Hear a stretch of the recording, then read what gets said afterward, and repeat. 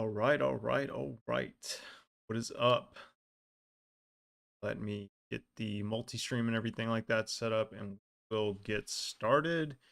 In the meantime, I'm gonna go ahead and pull up list, have it, go sound well.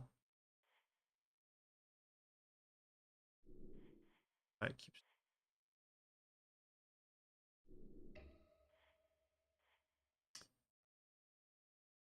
guys so you have it. That so it fits.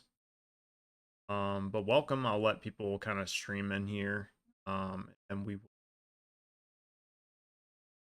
get started in the league. Currently 1-0 in the league. We did play a single game. I wanted to kind of get the feel for the deck. Unfortunately, I didn't really get too much of a feel for the deck because um, my opponent was playing Lotus Field combo and they lost game one due to a Karn down tick on Damping Sphere. And then game two, they just conceded right off the rip. So apparently they didn't want to magic. Yeah, I was thankful for the early concession, but I didn't really get a whole lot of practice, fortunately. So have to, test the deck and kind of learn the ins and outs of it naturally through the league. I thought about doing some two-player queues with it just to get a feel for it, and I didn't actually end up getting any, um, which is okay. I don't really mind. I think the gist of it is pretty straightforward. In a sense anyway. It is kind of a complicated combo. It took me a second to even really figure it out. But basically, it involves Karn down ticking to get Pestilent Cauldron, which can then get uh, restorative burst. Probably pronouncing that wrong. In which you return Karn and Kiora to your hand, gain 4 life, and then you exile it, and you downtick Karn. Well, you get Kiora, untap Nykthos. You can play the Karn downtick, go and get Pestilent Cauldron because it is exiled, and you just rinse and repeat. And then you basically at the very end of it cast Pestilent Cauldron, and you go and down ticket for 1, and make them mill the amount of life you gain this turn, which presumably is enough to beat them. And that's the combo. So very interesting. I believe Kanister made this list, and I saw it, and I was like, I got to try this out because I love Karn. I love Karn and Pioneer. I think Karn is pretty good in Pioneer, and I just wanted to give the deck a shot because it's a complicated combo in a way. I don't think it's really too much on people's radar yet. And list and it's oh, it just looks fun, really fun. So I'm gonna add some hashtags to my YouTube video so that way we get some viewers in here. Hashtag Magic the Gathering, hashtag MTG, hashtag Pioneer.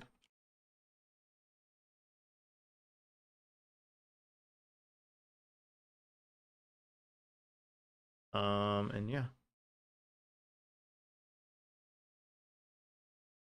Uh,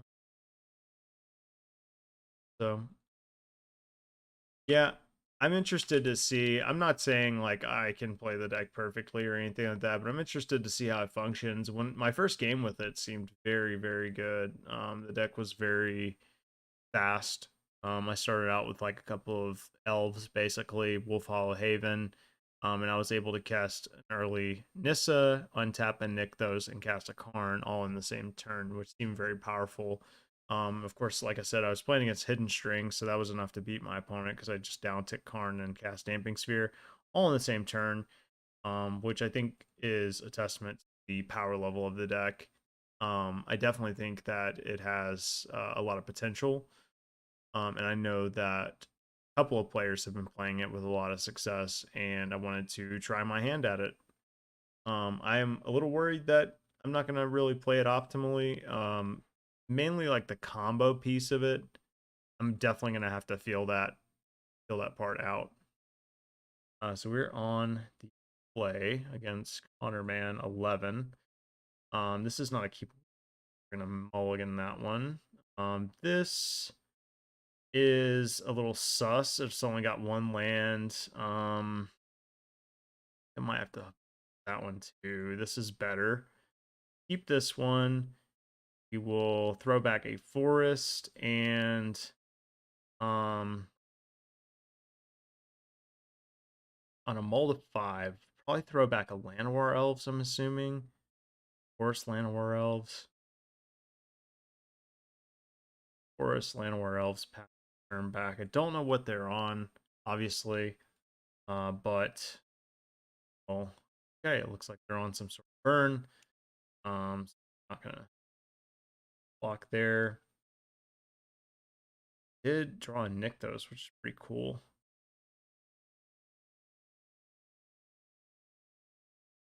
And play the Nykthos. Okay, we'll follow Haven. And Oath of Nissa. And we just hit Burning Tree. Order. We don't have anything going on right now, but our draws are pretty live. So we definitely have good top decks. Drag this down a bit. Go. Against Burn, a little concerning.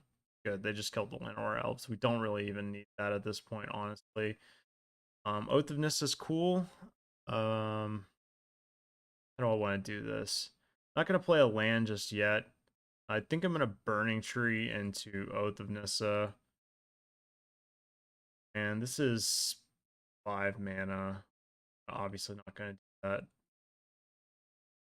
I play Burning Tree.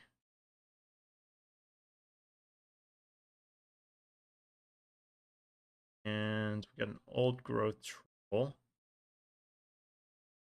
Sure, we should have enough to cast that. Yeah.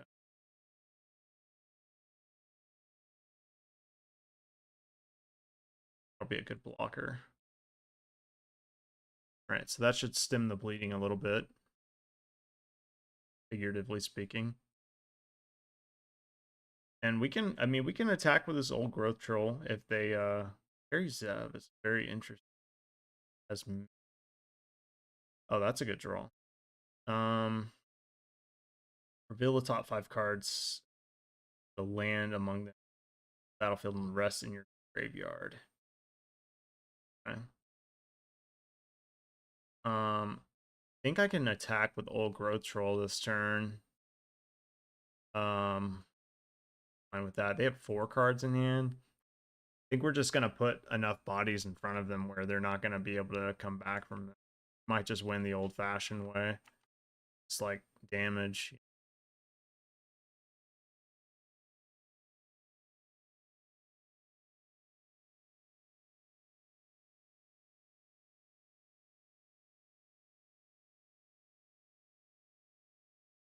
And into play. We can't crack this, so I think we just had a pass there. And when he dies, you can put a target card from your graveyard on top of the library, which we can either choose like Oath of Nissa.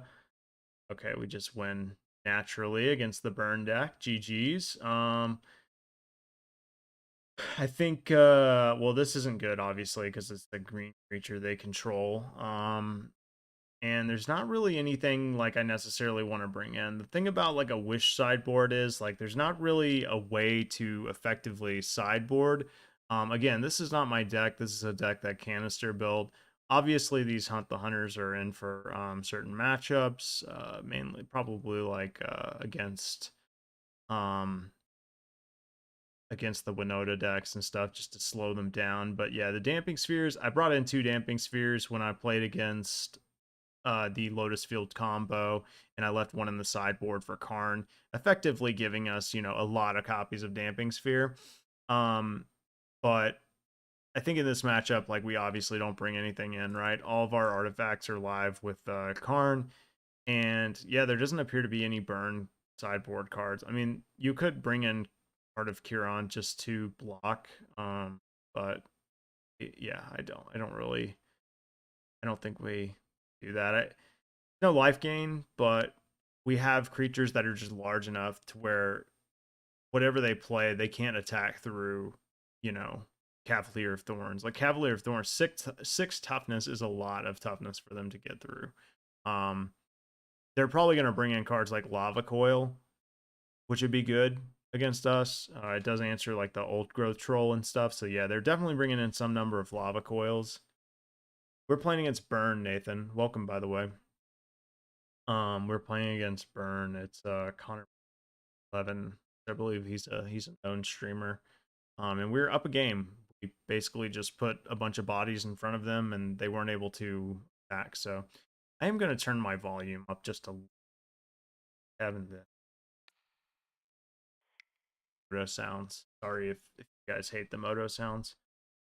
Okay, double layer of the Hydra.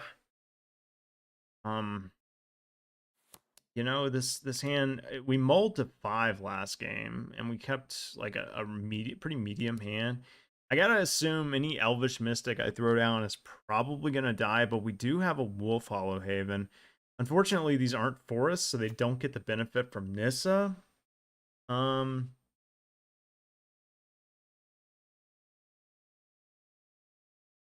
I'm gonna keep it. We are up a game. We are on the draw. Okay, we got an extra copy of Llanowar Elves.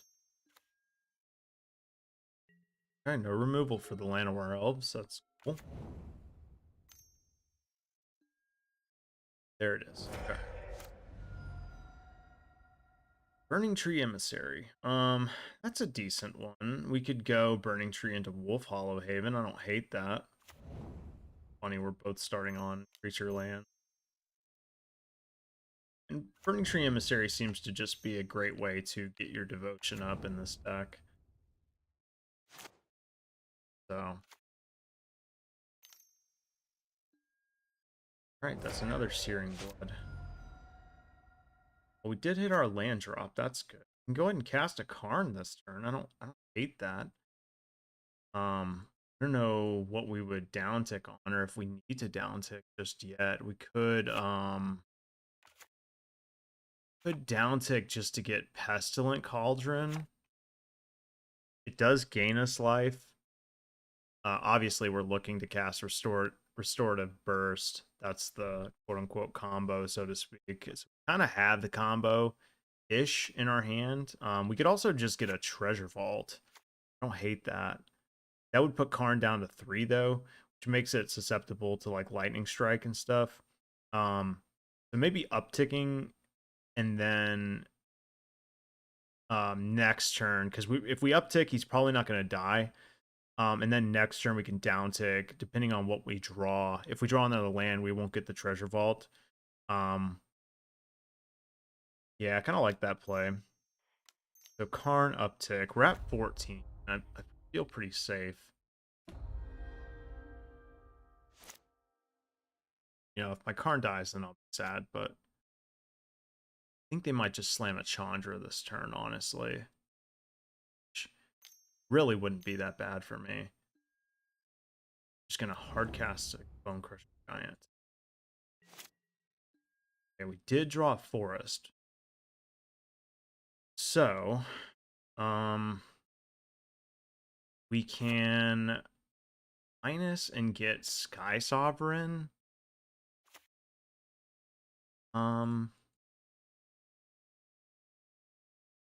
Or we can get Golos. That might just be better, right? Golos is a pretty legit blocker. 5 toughness is a lot for them to get through. I don't hate that. And it ramps us and allows us to cast Storm the Festival next turn. I like that.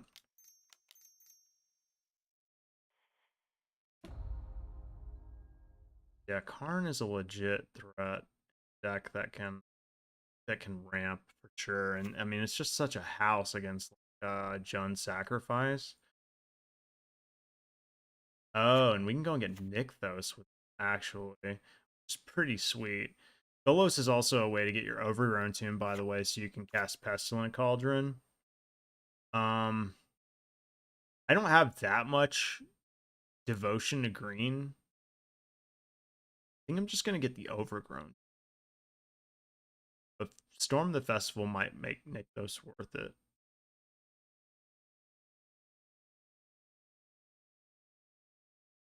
Well, let's just get Nykthos. I think that's fine. I don't really feel like super obligated to combo this game. Against Burn, it's a simple manner of just like putting enough in front of them where they can't win. I expect an attack here. I will block. I assume they probably have some sort of combat trick with the Soulscar Mage to put minus counters on Golos so that way, uh wow, that's 3 Searing Blood. Amazing. Okay. And an Eidolon. All right. Um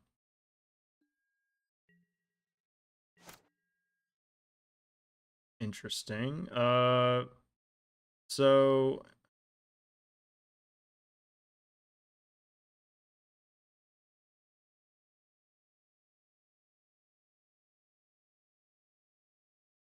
we could just cast Storm the Festival. Could backfire on us.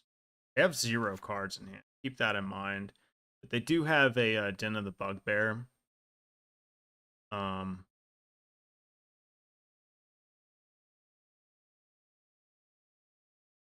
Storm the Festival or Cavalier of Thorns, I think is my play. Cavalier is nice because I can also play Elvish Mystic this turn. Yeah, I think that's probably man. Just to guarantee.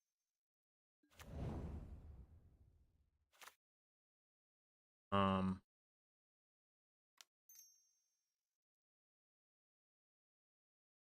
uh-oh, yeah, forgot about that. And you gonna again.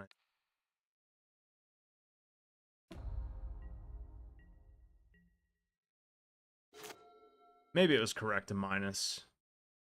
They really cast 3 Steering Bloods. Yeah, they sure did.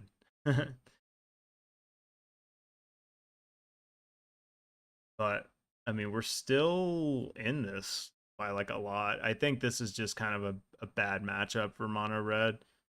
Hence why like Kanister, I believe, opted to just not have any burn sideboard cards. I expect an animate here if they're gonna attack all out. Yeah, that's what. Okay. All at us.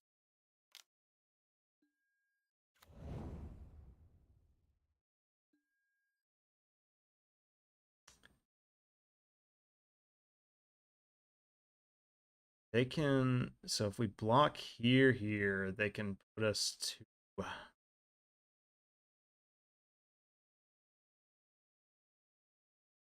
still feel pretty confident about these blocks. Kill the man land. They might not be able to animate the other one next turn. And next turn we go like Nissa into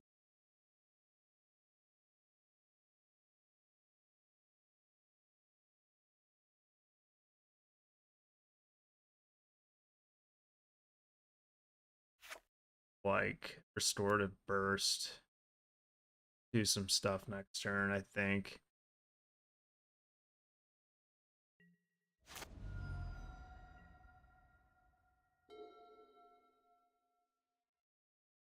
Um this is only gonna, oh, never mind. This does net us a mana. Yeah.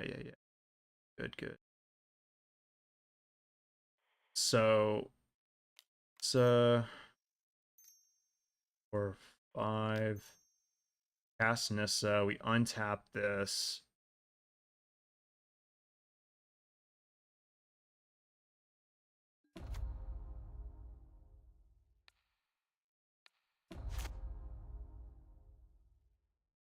And then we go. We'll attack first, I think.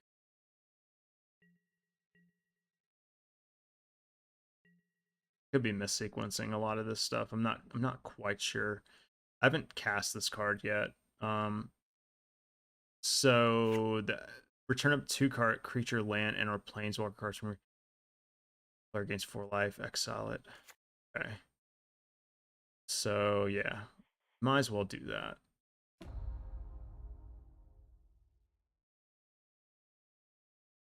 Um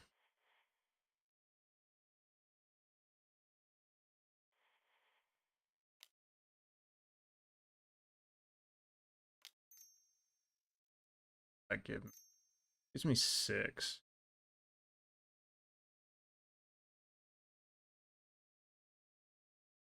Better way to do. What if I cast Cavalier of Thorns first and get a land and a play? Should hit a land.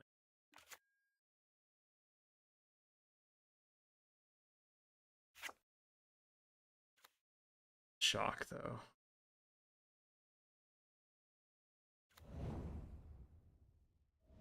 Sucks.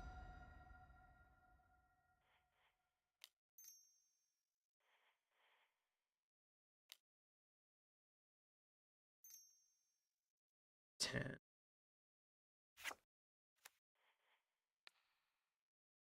Then we get Dora and what else? Does Golos put into play tapped? It does. What if we just get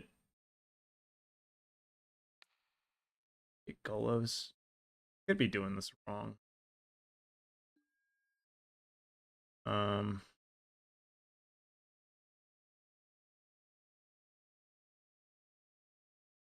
I take damage here. Yeah.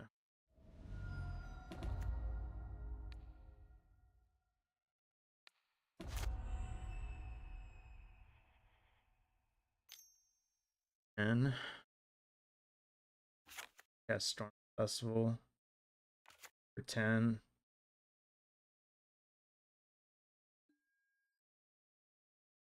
Put this Dora onto the battlefield.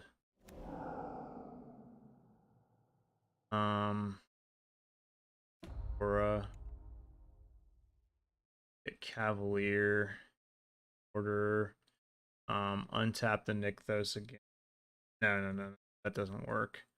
Um, Although we probably would just untap the Nykthos anyway.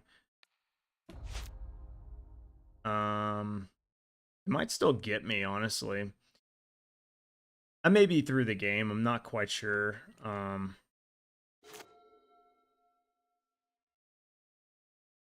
This is like a weird combo, honestly.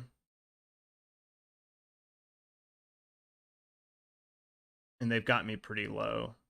I don't know if I could have won that turn. Cuz like you have to get this back with Karn. So I think you have to have a Karn in the graveyard in order for it to work.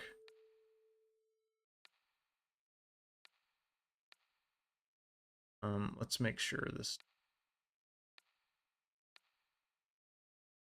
It might have me, I don't know.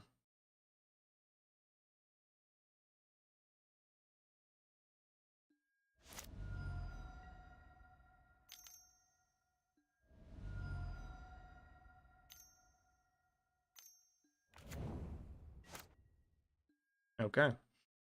Um well, uh so we go and get the thing.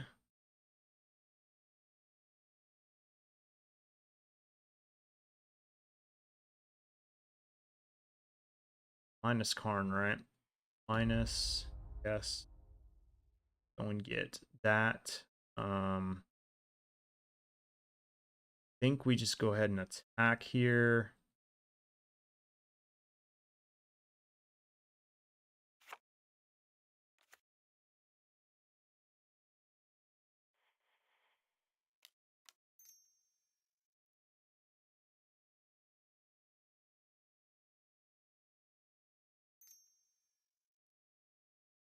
Actually, before we do that, sorry guys. I know I'm fumbling here to figure this out, but it's important that I do figure it out. Um, oh, and I can't untap with that with this. That's important to know. Let's storm the festival. Let's get Old Growth Troll and Oath of Nissa. Okay.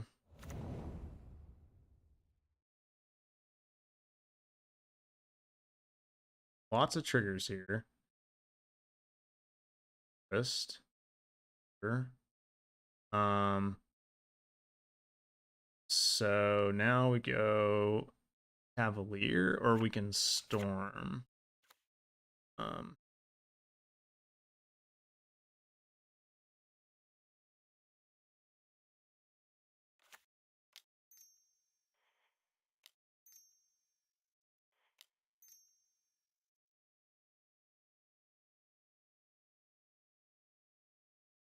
okay.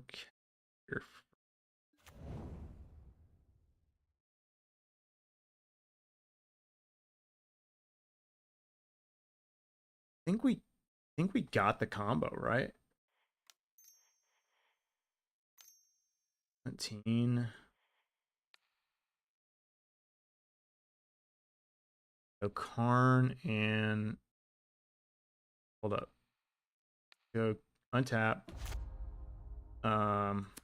Restorative Burst. Go get Yora and Karn, right?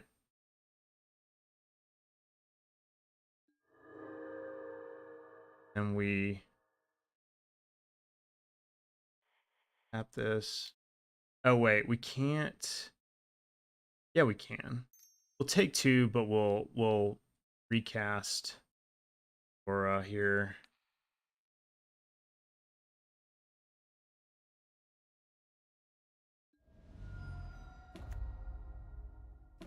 That. God, we're so slow at the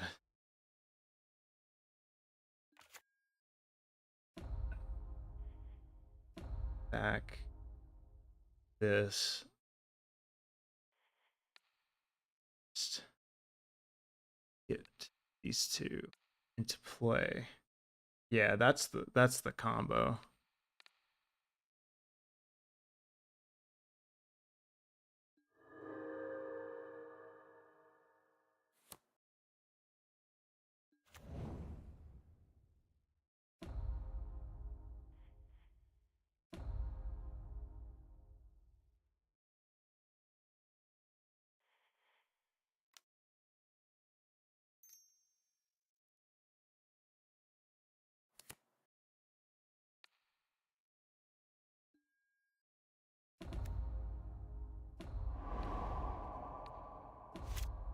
This is such a long drawn out combo too. I wish I in person this would be like much easier to demonstrate.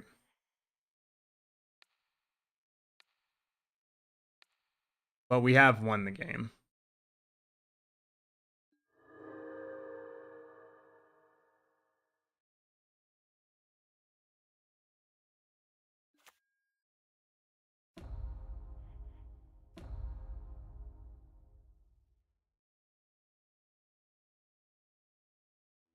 Okay, they're tired of watching us. Um, so basically, what we were gonna do was we were just gonna loop this as many times as we needed to. I was gonna check and see how much life I gained by the end of this, but basically, like at the end of this, once we gain, let's see, they're at 47. So once we gained, once we gained enough life, we would have to gain 48 life basically. You cast, so you untap at the last one, you would untap Overgrown Tomb with Kiora, and then you cast Pestilent Cauldron. We're gonna get 2 mana from the Overgrown Tomb. We'll have tons of mana left over anyway. But then you tap this for 1. Each opponent mills life or mills cards equal to the life you gain this turn. So they would mill all of their library, and then on the subsequent turn they would draw and lose. basically, is how that would go down. Um, so they effectively like can't win from there, essentially. So yeah, it's a cool little combo, honestly. It's tedious. That's for fucking sure. A lot of triggers. I would this is definitely a deck that I would much rather. I know, dude. Trust me, Nathan. Oh, come on, buddy. Cat's meowing at me. When I first saw this deck, I was on my phone too, so I didn't even get to see the flip side of Cauldron, and I was like, how does this deck go in? I mean, and someone had to explain. Um, so I understand.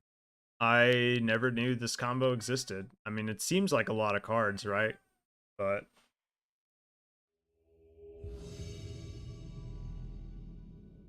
um, but it seems good anyway. Like you don't need to combo to.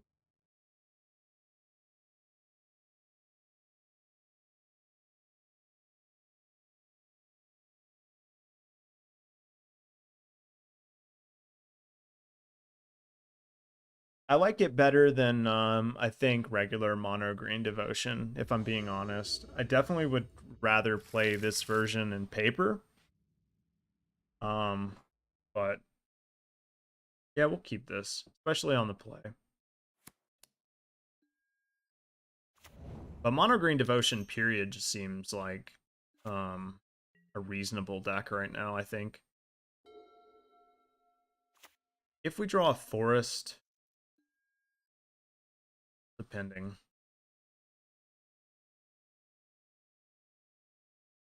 They might take Oath of Nissa. We'll see.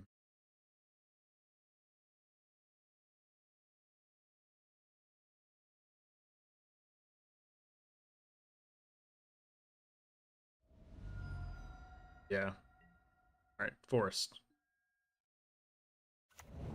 Not a forest.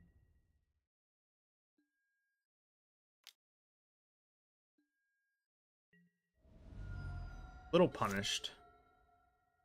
Of course, I didn't expect turn one thoughts. Usually, well, in this format.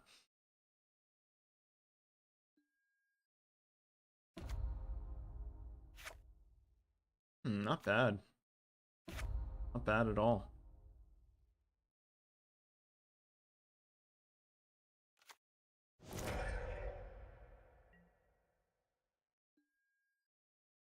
Well, not a land.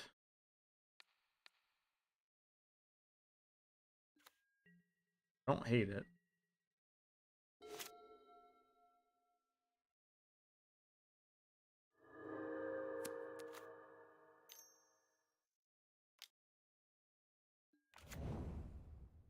Deep Scrounger.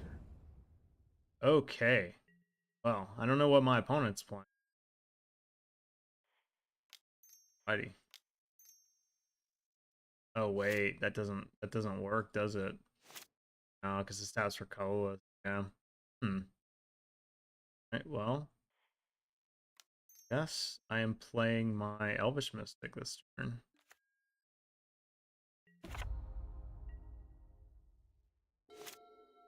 So pay one life, add black.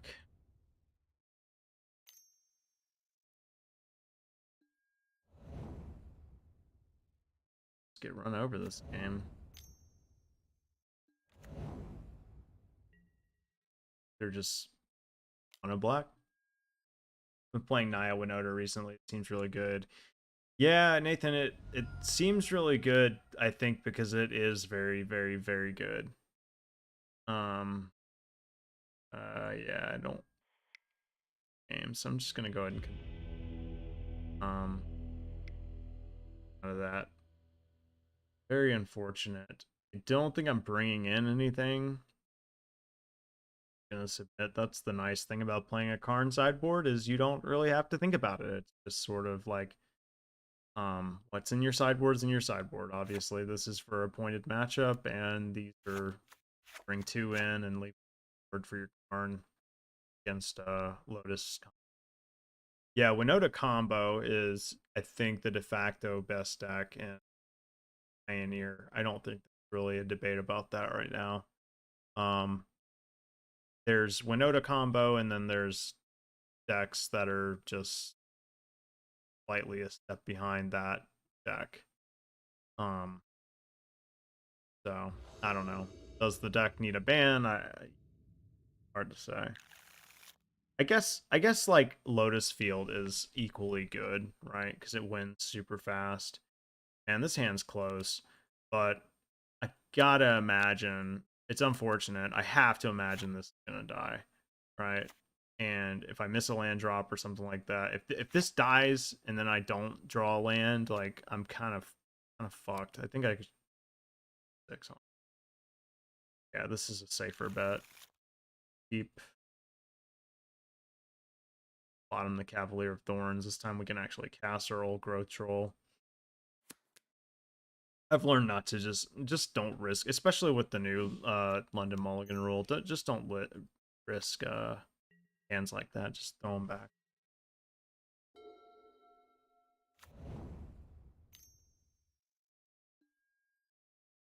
As we suspected, our Llanowar Elves has bit the dust. Is there any reason to we'll follow Haven or Nick though? I think so.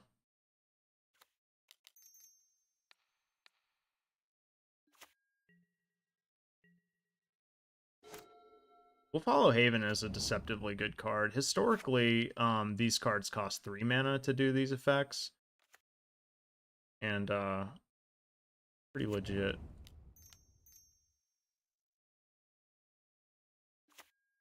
Get that out there. This card is just kind of nutty, right? It's kind of nuts. I mean, for the value, it is triple green. Obviously, it's aggressively costed, but like, damn, man, 4/4 body that you that comes back essentially. I mean, it's pretty damn good. And it ramps you. I mean, fuck.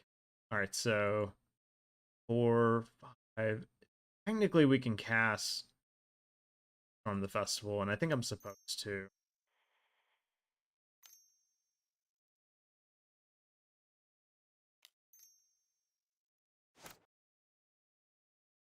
I could just.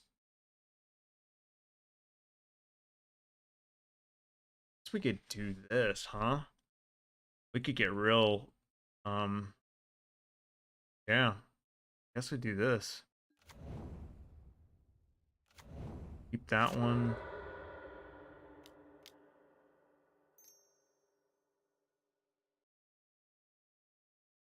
That's right. I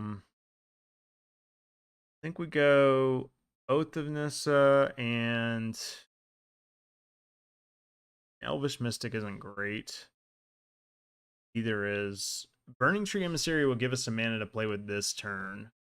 I don't know what we necessarily use it on. Obviously, we're going to get a card off of this. I wish we would have gotten a Nissa or something. That would have been sweet. It is a blocker though. Yeah, let's just do this.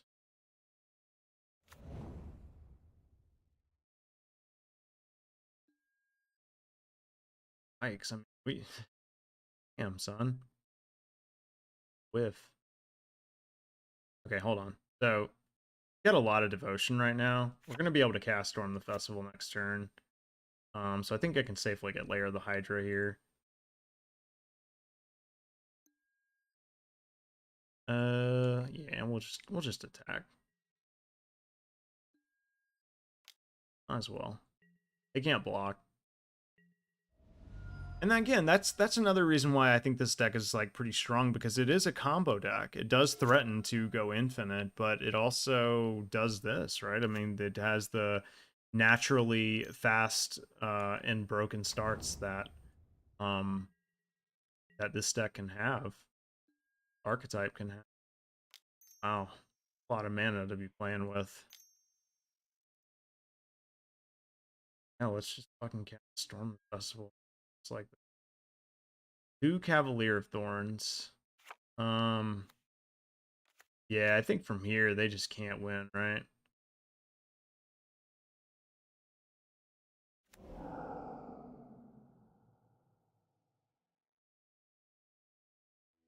Christ, that was pretty nutty. We just reset it. No reason to bring any of our artifacts in.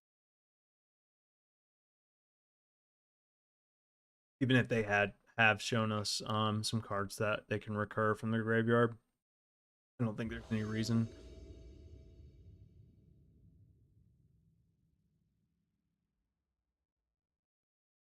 I think the more awkward draws are when you don't have Nykthos or like things to do with your mana. Obviously we had payoffs there and that's why we managed. Let's see. It's probably gonna take Oath of Nissa again. Pretty easy choice. I don't love playing Llanowar Elves into that saga potentially, but if we are gonna do ramp deck thing, gotta play ramp. Obviously, if they play it, then we won't play the second Llanowar Elves. Yeah.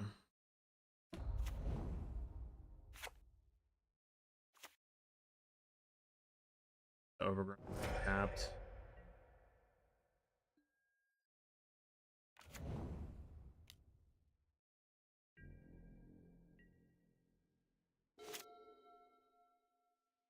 Yeah, I mean, could have not played the Llanowar Elves turn one. Obviously, we didn't have a whole lot going on, but say they don't kill the Llanowar Elves,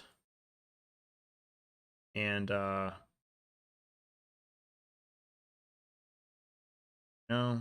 of just want to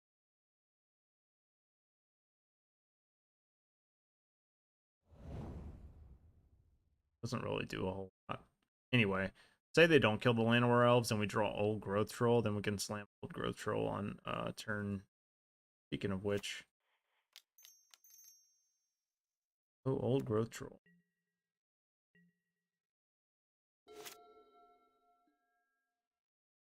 I'm a little concerned about another go blank. Make me discard my Nykthos.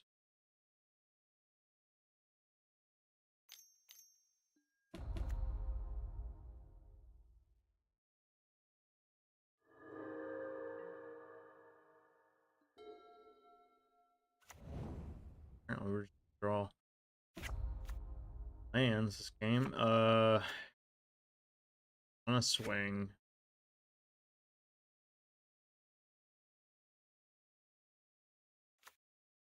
Particularly.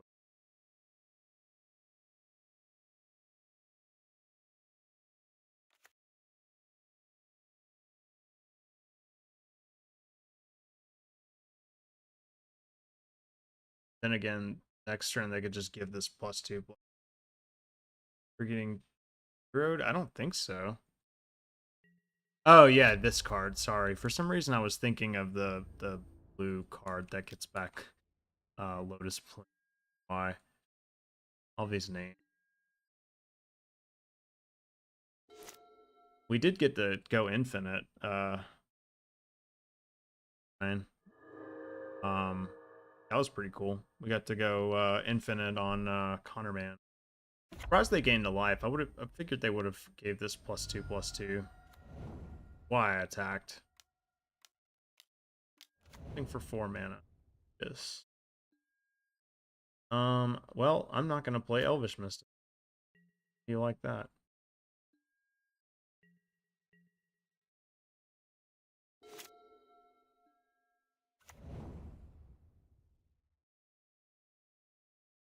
They're getting a little bit flooded, and this is kind of what I was talking about at the start of this game. I was like, yeah, if you don't have any payoffs, then this deck kind of just does nothing.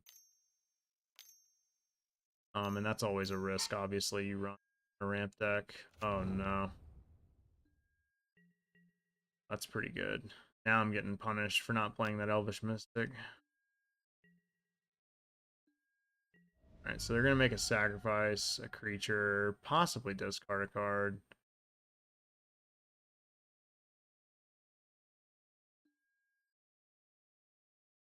Getting exiled and they're getting a zombie. Pretty good.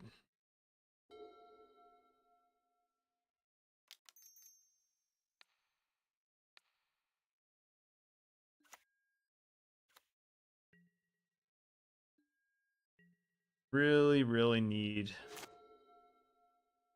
payoff of some sort. Fortunately, they are kind of running us right now.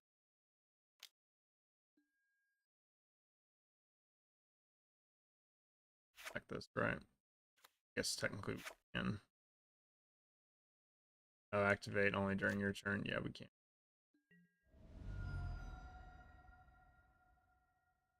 Probably fucked here. What's up, Aggro Blaze? Got in at a good time. Alright, we're gonna discard this Elvish Mystic. Doesn't really make a difference here. And I think right. Alright, well we drew like absolutely nothing that game. There's a Cavalier. Down one game or one match. Obviously that Thoughtseize early on was very good. It managed to hit our Oath of Nissa, which effectively made our hand nothing. Had we have not gotten Thoughtseize, then we could play Oath of Nissa. We could have gotten Old Growth Troll, and we would have been that much closer to Cavalier, and we would have been able to cast Cavalier that game, which is obviously very good against Rankle. Yeah, possibly a different game if we don't get Thoughtseized on turn one there, but that's why they play Thoughtseize. That way they can take the good cards. Yeah, they put us on top decks relatively early there. Not empty-handed, just nothing really going on. But I still think the deck is good. That game that we went off and went infinite was really fun. God, it's so painful to combo with this deck though, because it's so many clicks. It's like it is not a very streamlined combo on Moto. Like at least in paper you could say like, okay, you see what I'm doing? Now I'm demonstrating a loop, like I'm gonna gain infinite life and mill you for infinite, right? Um but on Moto, people are just gonna sit there while you do it and click like 50 fucking cards. It kind of reminds me of Grinding Station, except like it might even be worse on time than Grinding Station. Fortunately, you don't have to win with that deck. Oh man. Yorion, so that is kind of indicative of control. Well, against control, this hand isn't awful, but they are on the play. Um, Mulligan for a better 6. Better. Keep. And a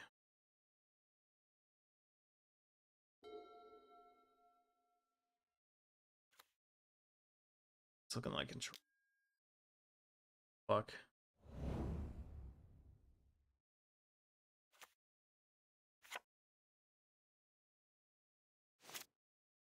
Wizards?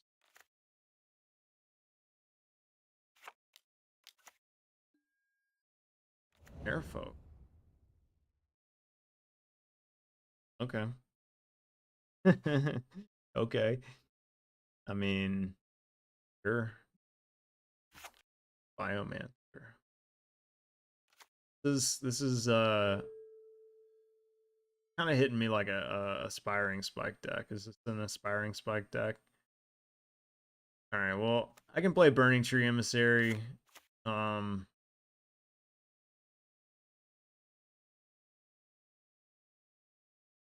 Problem is, yeah, play Burning Tree Emissary here. We're not going to get anything off of it. kind of awkward. But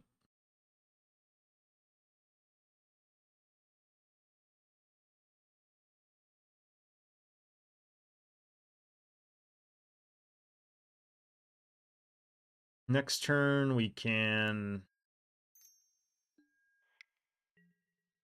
we draw a land. Not a Nick though, so we can cast Old Growth Control. I don't hate that. Or we can just cast Kiora. I'll block that.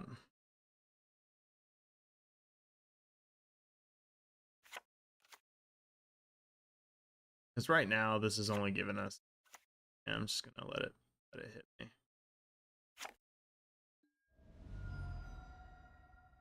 Kind of cool though. Pay 3, draw 2 cards. Last pull Mimic.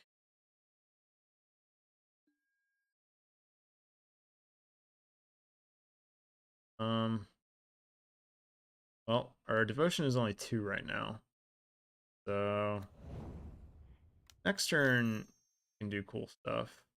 Do we think they'll block if I attack? I guess I don't have to untap anything.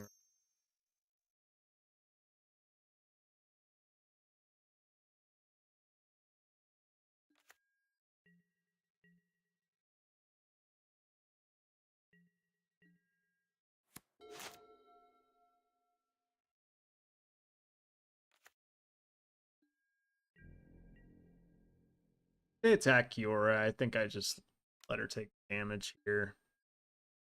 Yeah. 7 devotion is a lot. I mean, even if it is just a planeswalker that minuses. Okay, so we're not netting any mana just yet. They have a Benthic Biomancer in hand. They opted not to cast it. They didn't put 3 counters on it. Clearly, they're displaying a counter spell here. Why don't we just go? I think I'm gonna play the other Nykthos. Go 3.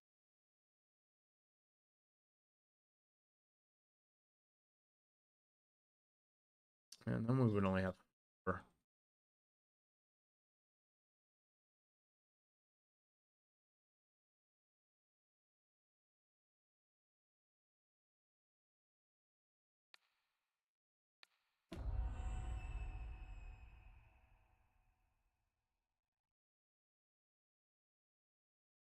We'll cast Old Growth Troll.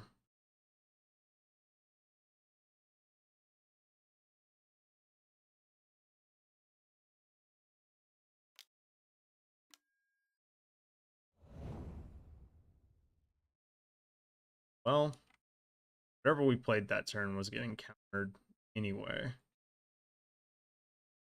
Um,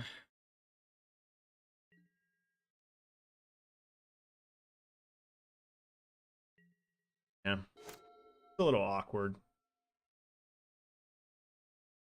I'm guessing they have another Wizard's Retort in hand because they Wizards retorted, but they didn't. They still didn't cast Benthic Biomancer last turn, so I'm gonna guess we're looking at another Wizard's Retort.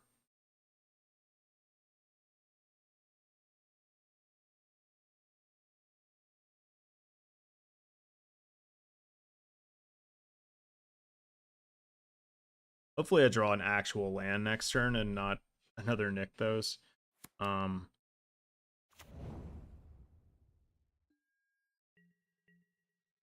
damn.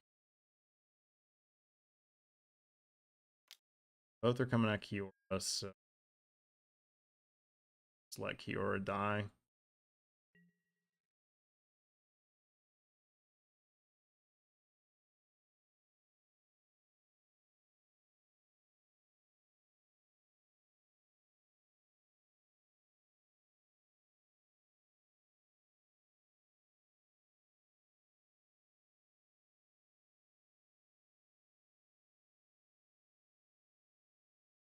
Nothing to really think about here.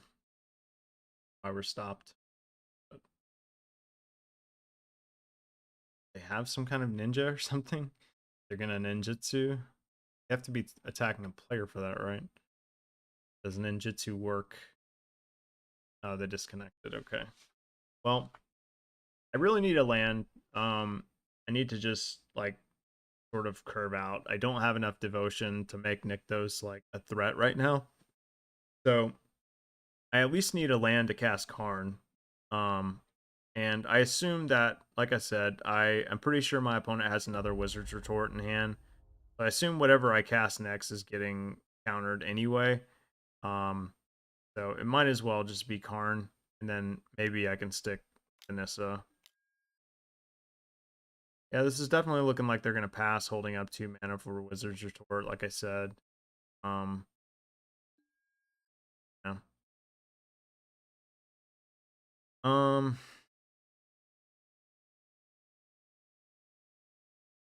well,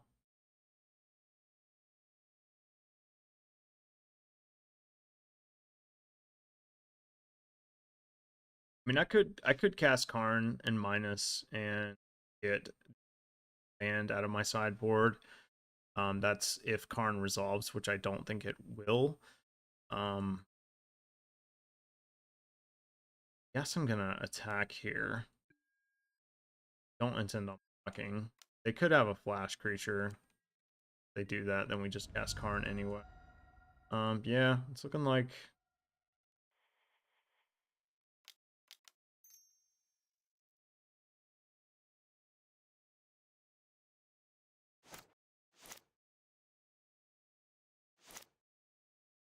we just gotta cast Karn, huh?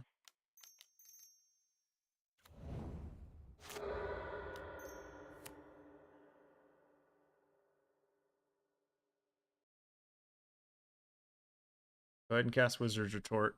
Let's see it. Oh, it's stuck. Okay. I resolve that there's a flash merfolk. You know, why wouldn't they cast Benthic Biomancer if they didn't have it? They have 6 cards in hand.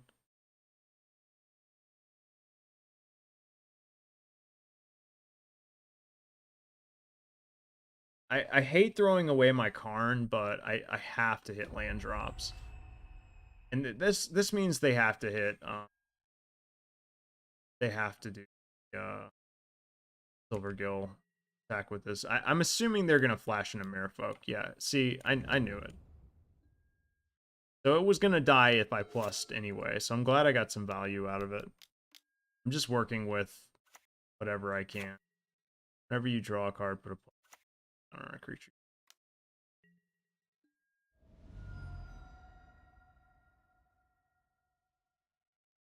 Benthic Biomancer, maybe? No, they will not. Okay.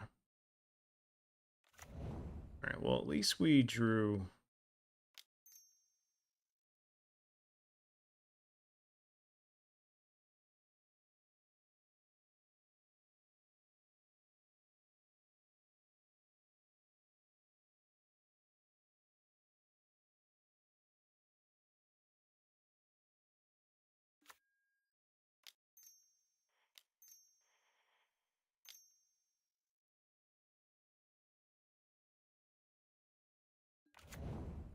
Wait.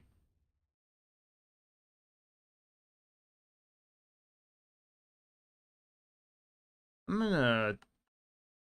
I don't. It's hard to tell what they have. You know, they still haven't cast this Benthic Biomancer in their hand, so they are giving us a little bit of information.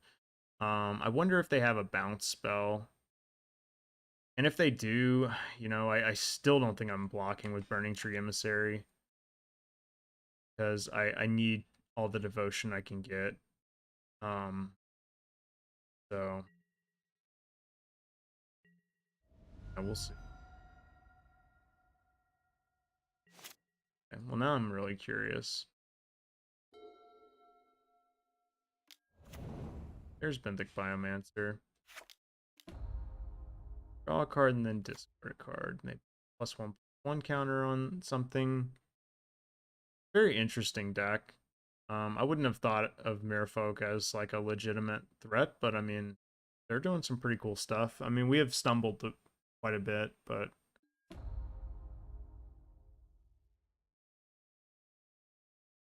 Cycle through a land. Oh, this is just infinite.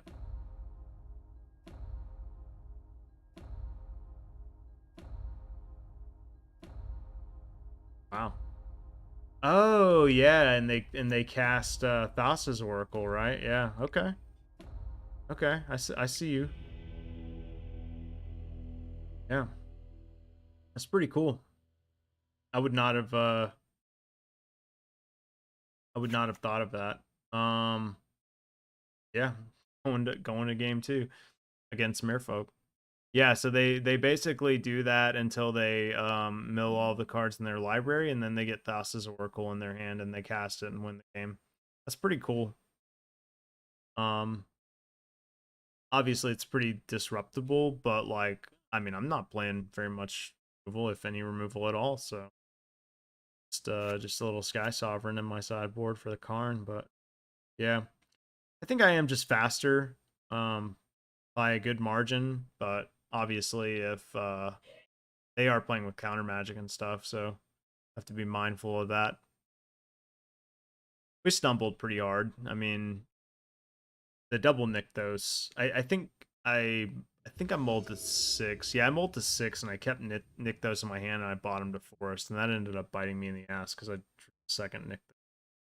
So unfortunate, but I mean, what are you gonna do? You know, bottom Nykthos. Definitely keeping. The good news is they don't really play any remove, right? Because they're mono blue. So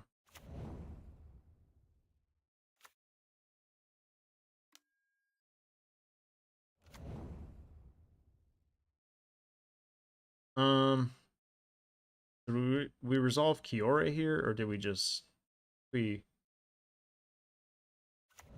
Old Growth Troll?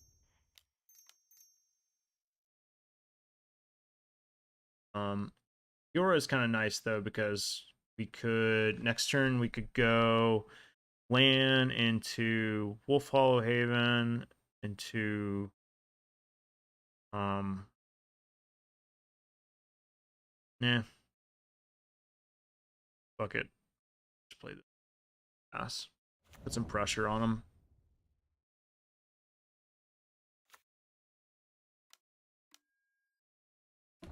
All right.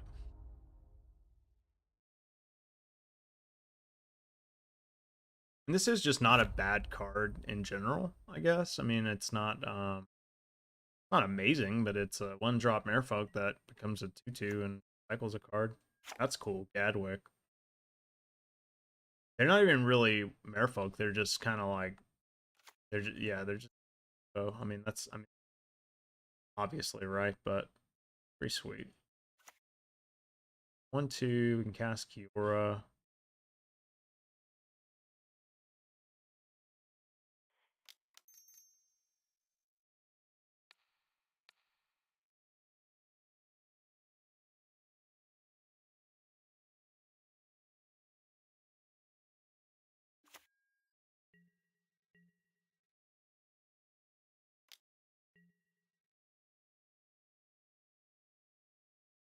Being able to untap our creatures too to block is pretty sweet.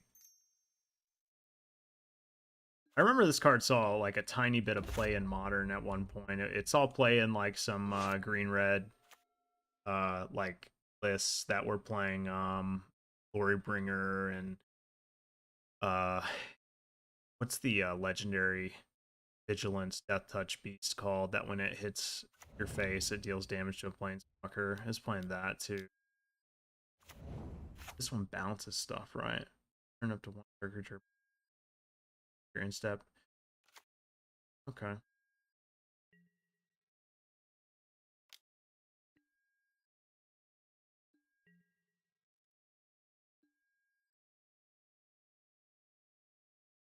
Let's change things up, right?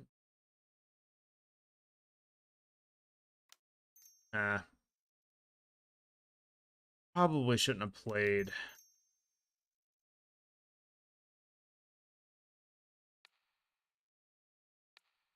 Maybe I would have. I don't know. Definitely casting here. So we can get Arn.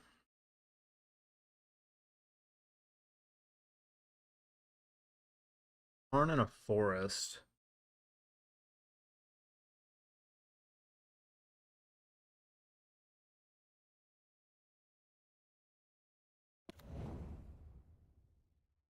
Um, is there any artifact worth getting here?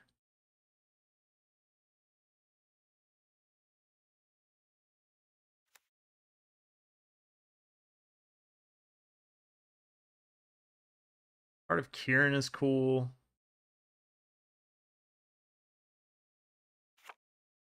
Pithing Needle does stop their combo. Is this? They probably have a way to return a permanent though.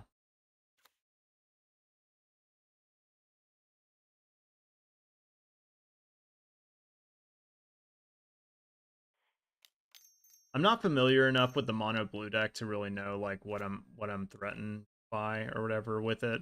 Um, so it's a little scary to go up against.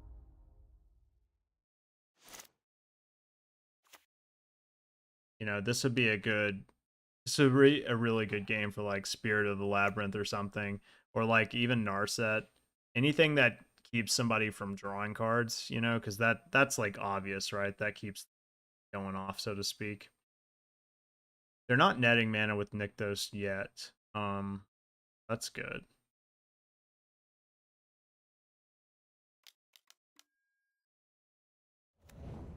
One blink, right? And step X. Yes, so gonna bounce something. Maybe Karn? Makes sense.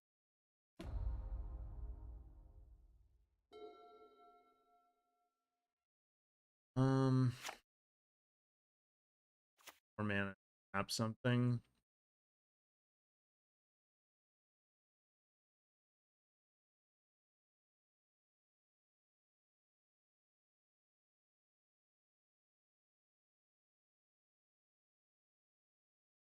You have 9 mana.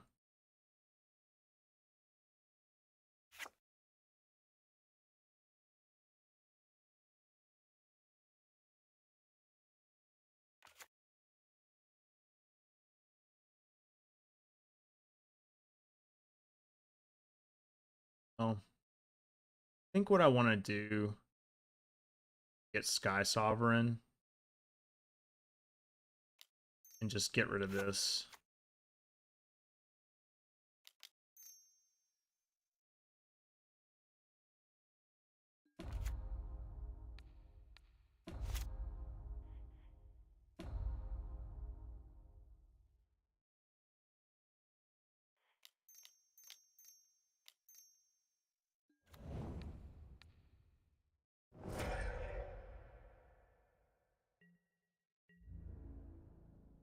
Do we attack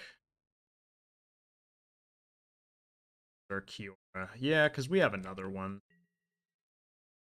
Really not that big of a deal if they attack it. And we are like aggroing them.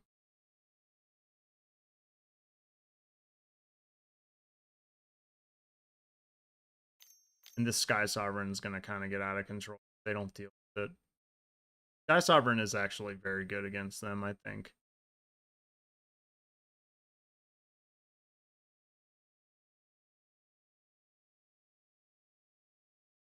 Big dog outside. Now my dog's barking. We bought a little skateboard for my dog. I posted a picture of it on Twitter. It's amazing. He's never seen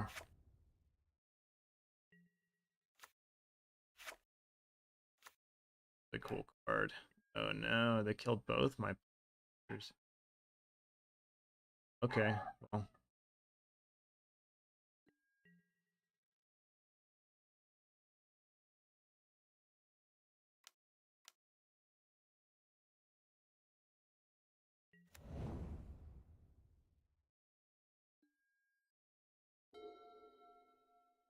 Nykthos is a pretty good draw, I think.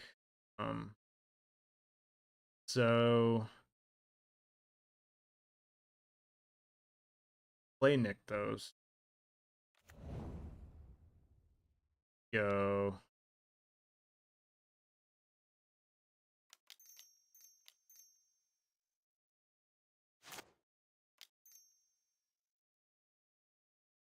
Cast Cavalier of Thorn. Battle that comes tapped. That's some mana.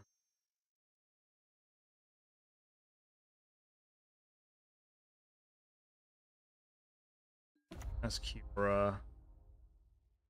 Um, minus targeting the Nykthos.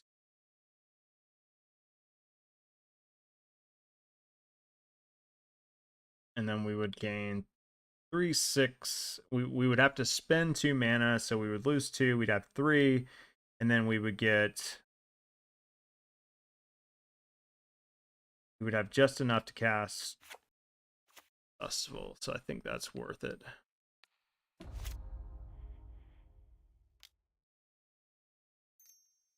Oh wait, I miscounted, but it's fine. We have way more than enough to cast Storm of the. There's another Nykthos. That's cool. You can put Nykthos into play. Might as well, right?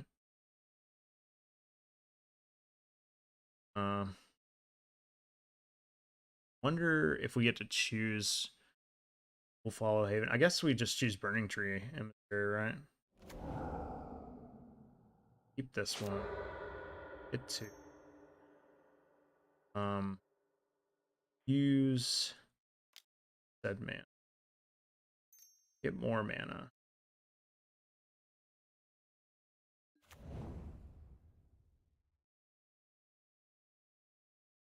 Put that in. Fortunately, we sort of kind of whiffed the in there, but I'm just gonna crew with these 2. They're our weakest blockers. And then we'll go to combat. Do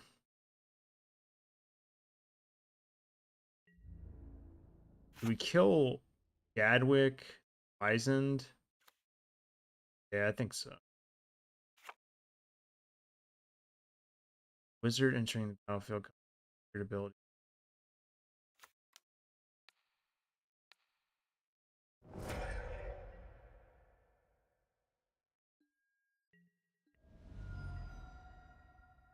Hopefully I don't die somehow. That would be unfortunate. Their deck is really cool. It's definitely something I could see myself playing. I mean, they're kind of doing the same thing, right? In a weird roundabout way. That is kind of funny. Like they're playing a mono colored deck that is also double serving as a combo deck. Like it's sort of ironic.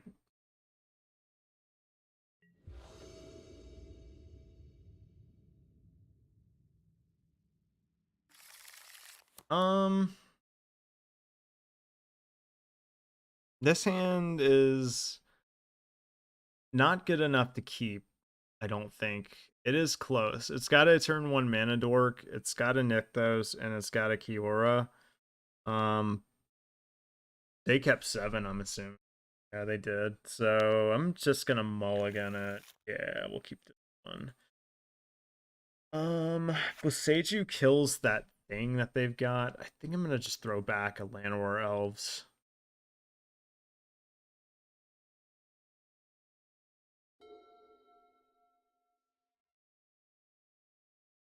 Sounds pretty good, I think. I want to say I was correct in throwing back Llanowar Elves. I mean, maybe I could have thrown back a land. Say that.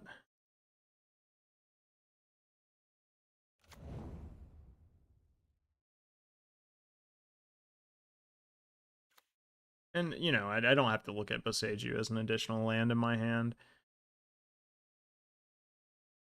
I'm not getting flooded. You're getting flooded.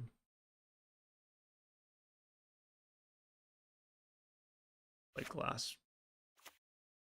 instead of Glass Pool Mimic. So maybe they don't have a ton of lands in their hand.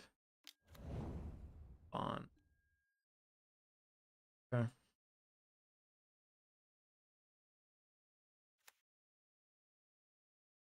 Like Kiora.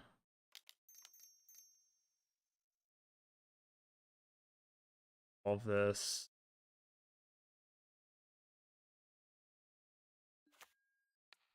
Tap. There you go.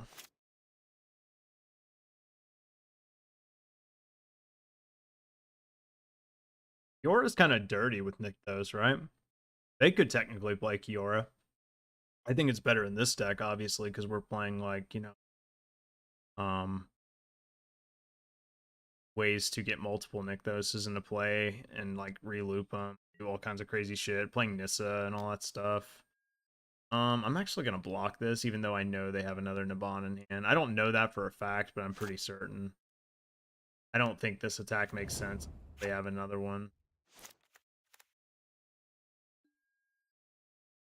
As we know, we're not really doing anything right now. Uh,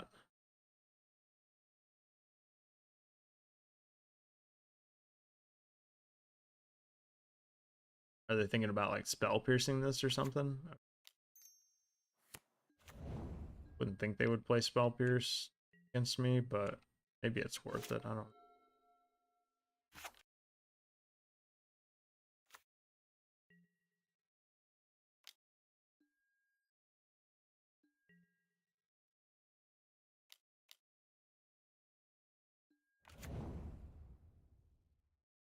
Thassa's Air of the Hydra. It's actually a good draw because that can animate and block.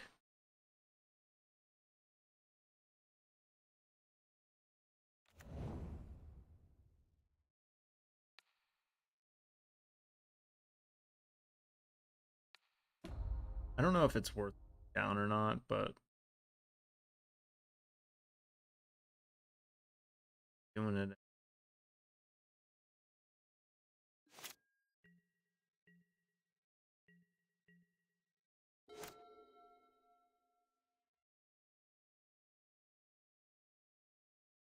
Turn it into a 3/3 and still block with Elvish Mystic. Seems okay. They might have some sort of boomerang effect, but if you play that Thassa's Oracle, they're gonna get a deep scry. Oh,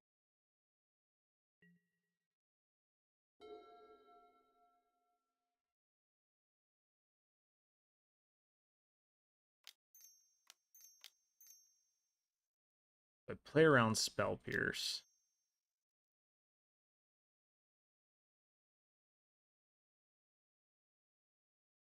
And if I don't play around Spell Pierce, it looks pretty silly of me.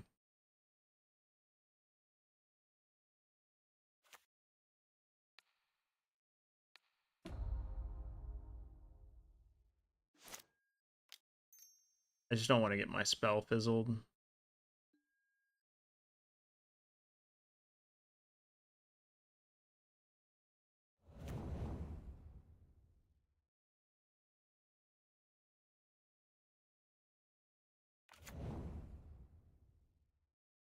Um,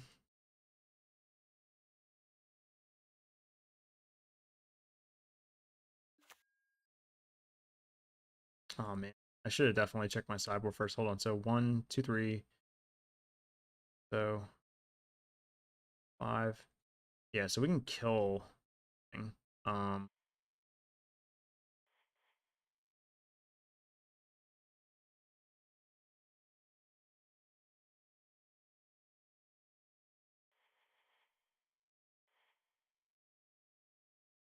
actually, can actually cast God Pharaoh's statue this turn. If we wanted to, but I kind of like casting the Sky Sovereign. I think they're gonna have a hard time winning through Sky Sovereign. Seems to be like my best My best out. Um, kill the Harbinger. They can't like blink it or anything like that. Okay. Wait, the 3-1. Patrick says he posted some modern decks in the Discord.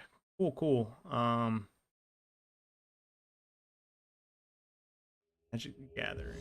60 card Bant Flash, mono white taxes. Don't tempt me with a good time. All right, hold up. Let's look at the decks that Patrick posted. I won't waste my opponent by making him wait. All right, this is mono white Death and Taxes in Modern by Patrick Cloyette. Two Giver Runes is a little odd. Three Thalia is odd.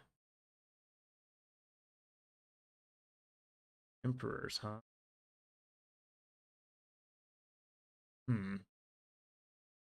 So, two things. Well, maybe more. Um, Obviously, I play a lot of Death and Taxes, and I have played this deck so much that I feel like it's the deck that I know the most about, um, out of any format, basically. And I don't think Death and Taxes is particularly good right now, and I'll tell you one big reason why. Prismatic Ending, well, two big reasons. Prismatic Ending and ironically this card right now. Those two cards getting printed was sort of like the X on the eyes of this deck, so to speak. In addition to like some other things, but like those two cards being played in like virtually every deck in Modern makes Death and Taxes like a great deal worse. And trust me, I love this deck, but like after talking to my friend Gabriel about this, and watching him play Spider Space, watching him play with Everos on stream the other day, this deck, I just think this deck is not very good right now.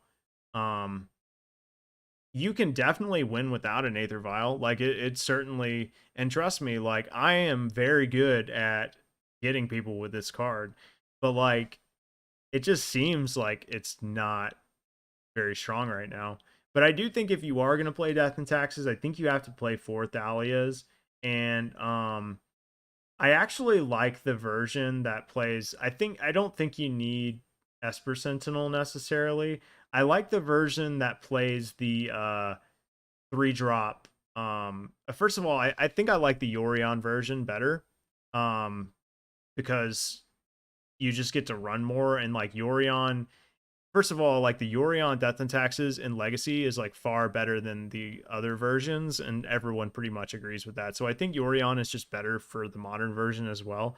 And I like the version that plays for Ephemerates, because Ephemerate Solitude is obviously very good, but also like you run a bunch of blink creatures, you can Ephemerate your Stoneforge Mystic, so that way you can definitely land a Cauldra, and then the three drop that exiles a non-land permanent with four or less, or non-creature, non-token, non-land permanent less.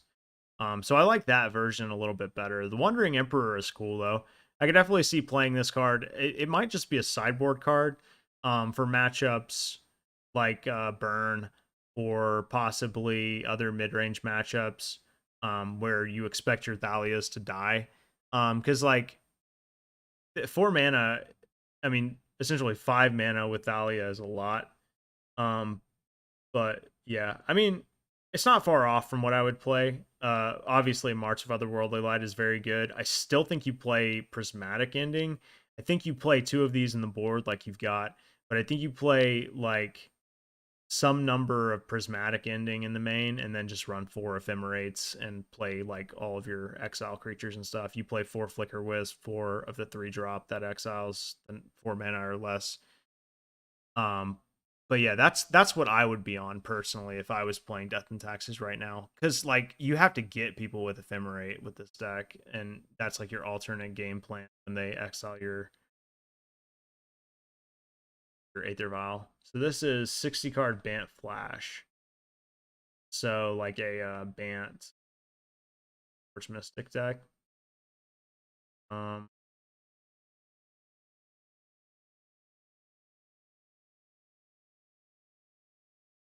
yeah, like this would be better than the oh yeah, I forgot they were printing this than the Death and Taxes deck. I would definitely play this over that.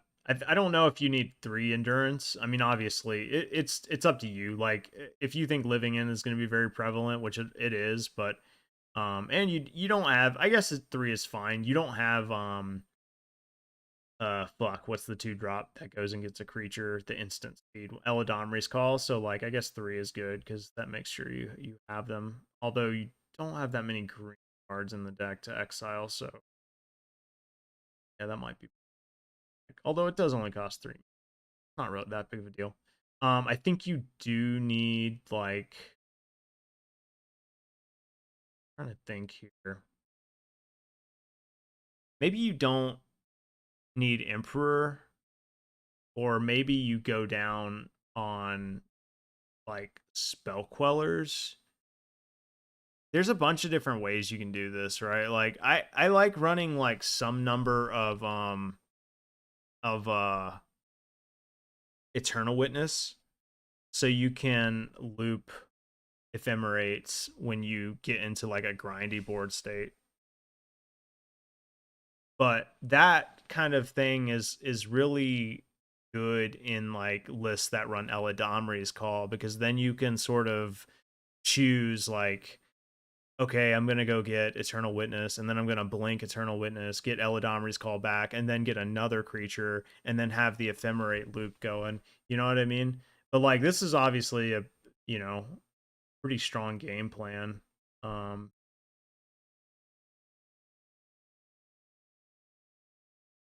I like 4 Teferis personally. It hoses all of the Cascade decks. It's just it. This card, man. This, yeah, last creature. Yeah, Spell Queller is. I mean, I can see how this deck would be frustrating to play against if it gets in the right board state and they've just got you like, if you've got somebody and you're like the proactive deck, and like you make them cast spells into your Quellers and counter spells. Ephemerating Queller is also pretty cool with Teferi. Like, I like that. So there's definitely some merits to playing it. It's just like, Queller, in my experience, has always been like, I loved it in standard. Um, I really like it in spirits where you can protect it, but it always worries me in a deck that, you know, doesn't have ways to really protect it. Although you do have Ephemerate, so there's that. But I'm telling you, man, in my opinion, this is just me, um, you know, being me and in my opinions. In my opinion, that 4-color elementals deck that I 5-0'd with recently, it's Corey Baumeister's list, but that deck is the fucking shit. Let me see if I can find. I posted it on my Twitter and Facebook. If you guys want to check this out, it's not my list. Again, it's Corey Baumeister's list, and I'm gonna have to refit it to the screen because there's so many cards. It's basically 4-color money pile. Let's be honest. It's a variation of 4-color money pile. But when I say, so first of all, I'm building this deck in paper, 100% building it in paper, right? But I think it has more merits than 4-color money pile. The fact that you play Risen Reef allows you to, every elemental you cast gets you further and further ahead of the game, and nobody feels good about removing Risen Reef. Yes, it dies to Ren -1. You do have to be wary of that, and you know, you can take him out in that case or whatever. But like, I don't know. This deck is just faster than 4-color money pile, like the traditional money pile lists. And like, the fact that you get value every time you cast an elemental Risen Reef out, and it just makes Eladomri's Call like so much better. Like, being able to Eladomri's Call for a evoke creature like for one of these, um, and cast it in the same turn, it's just so good. Like this has got to be the best thing you can do in modern right now, or at least one of the best things. Like when I played in my leagues with this deck, I did not feel like I was ever without outs. I thought I always had a way to come back into the game or to answer what my opponent was doing. And the games that I started out with, like Utopia Sprawl and Ren and Six, felt crazy. Or Utopia Sprawl turn to Risen Reefs felt crazy. So I'm 100% building this in paper. Um, I had a blast playing this deck. It is very grindy, so get ready to think. But it's super fun, and the sideboard is really fun. Like there's so many answers. The main deck endurances, being able to Eladamri's call for an endurance, like God, man, so good, so good. Um, okay, so you have a version as well. Let's check that out. Let me go to the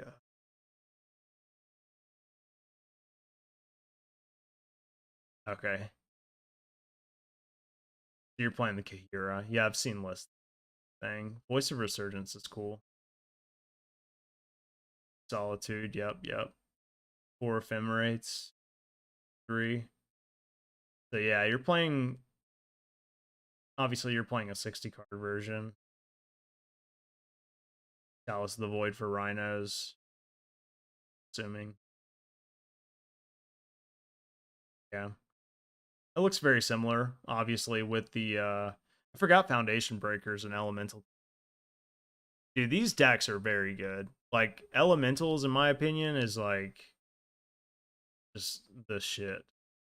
Um, I think it's very, very good. It's also very good against, like, obviously if they resolve their spells or whatever, like it can be tough, but like I feel like it's very good against the Cascade decks. And honestly, like I don't know, I feel good in the opposing money pile matchups. Um like I feel a little bit favored, I guess, because I feel like our deck is faster. Like Utopia Sprawl felt really good. It's only shitty when they have when the money piles are running Spreading Seas, because then they'll just Spreading Seas your forest.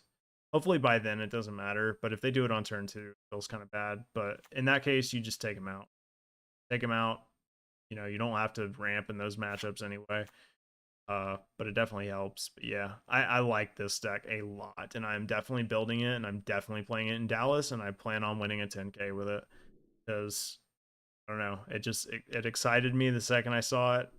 You know, a little bit more niche than I guess regular 4-color money pile. So let me go to the bathroom really quick, and then we will finish out our league. So give me like 2 minutes tops, and I will be back, and we'll finish out so you guys can see it while I'm waiting. While you're waiting, forgot I had a Pioneer 4-color elementals list. Obviously not good. Here we go. Cauldron combo.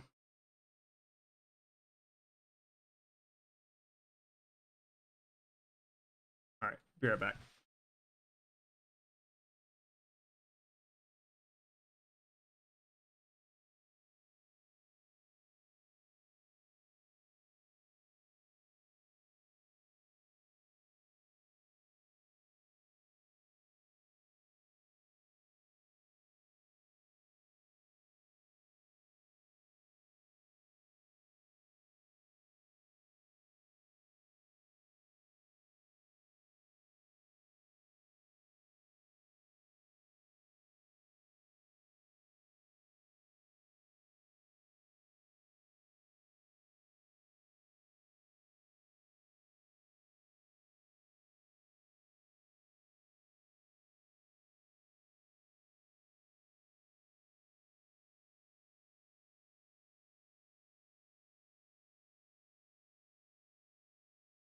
Cool.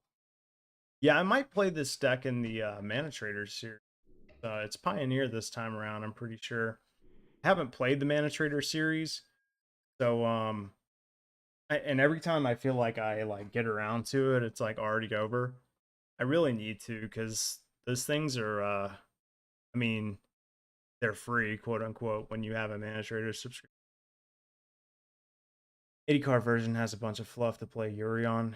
Yeah, exactly. Cycle through a lot of cards. You know, the Yorion turns feel very, very good. Especially usually you end up casting Yorion after you've played Omnath, and then you get the trigger, the second ability trigger. It's also very, very easy to get Omnath's third trigger repetitively when you have Risen Reef, because you just get like a shit ton of lands into play in one turn. And you can take out those planeswalkers and stuff without having to even attack them. Like, the deck is just so effective at dealing with whatever your opponent has. It has answers for everything. Truly feels like it is the Jund of this era. You remember when Jund used to be like the most expensive deck in Modern? Here we are. Now it's 4-color money pile variants. And the nice thing is, if you are well off enough to afford it, you probably won't play in that many mirror matches because other people might not be able to afford it, unfortunately. This person plays a lot of Pioneer. I'm fairly certain, if I remember correctly, they like to play like Jund Sacrifice with Collected Company and Lawless's Citadel.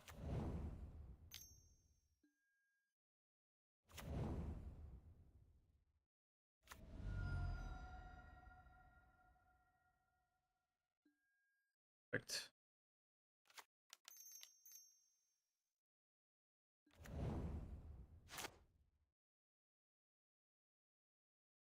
2.5k modern decks. Yeah, I was telling my fiance who doesn't play Magic about how you know, modern decks are just getting more and more expensive. Like back in the day, they were not nearly as expensive as they are now. You know, crazy. Huh. Well,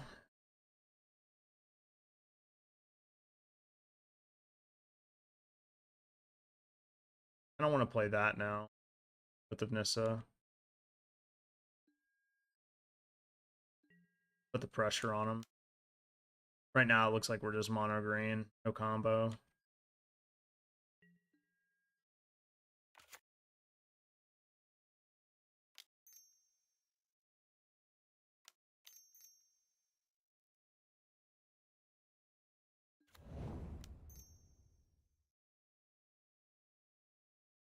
They'll probably sacrifice this or the blood token and draw 2 cards and make a thing. So we get Layer of the Hydra here.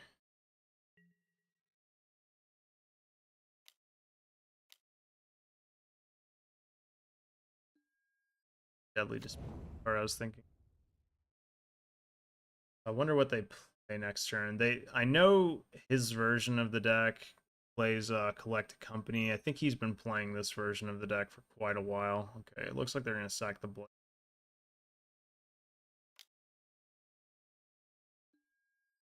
Oh, he's playing fucking, god damn it. Had I had known that this is what was going on, I definitely would have played Karn. Okay, sweet.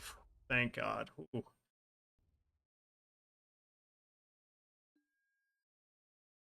Christ. Um. Well, I don't want to play that Karn. I guess I could play Karn and then. Yeah, I think we got this game because I play Karn and I just go and get Tormod script, right?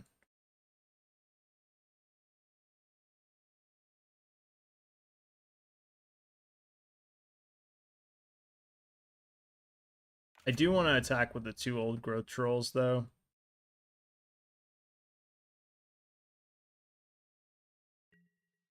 Especially because he can't kill Karn this turn.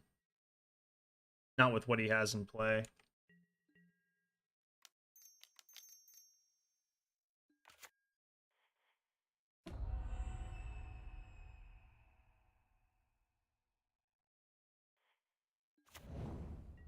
Yeah, I'm really glad he did not have Grease Fang that turn. Almost got wrecked.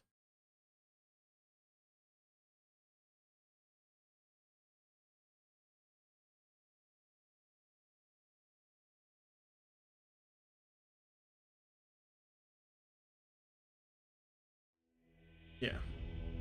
Been having craving to open some packs, so I got a Kami box coming tonight. Nice. The new one, I'm assuming, not old school Kamigawa. Um, yeah, I mean, I just think that so they go like turn 1 thing, I go turn 1 elves, they go turn 2 thing, we go turn so like if I don't put Tormod's Crypt in my hand or my deck or Graph Digger's Cage, I guess, they could technically turn 3 me. But the odds of me drawing Graph Digger's Cage pretty slim. Whereas like I'm much more likely to draw a Karn, obviously. I basically just have to avoid getting turn 3'd. Hard, right? Yeah. Rough, but they're they're playing anything like me with Greasefang. They won't get the turn 3 Greasefang Parhelion. Greasefang is such a it's such a cool deck, but like and sometimes it's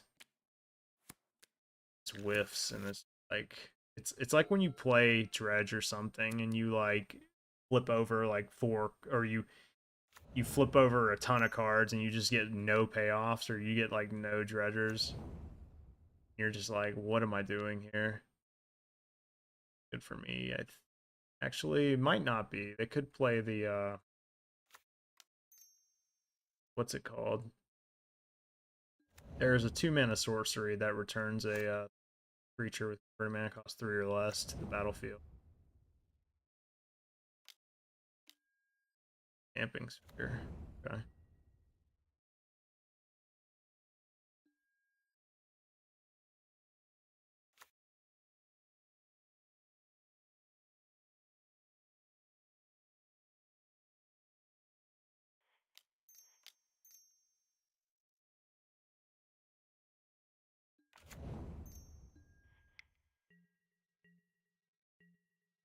Not gonna attack in a Stitcher Supplier.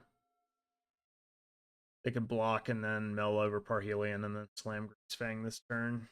So, not gonna do that. Alright, guys.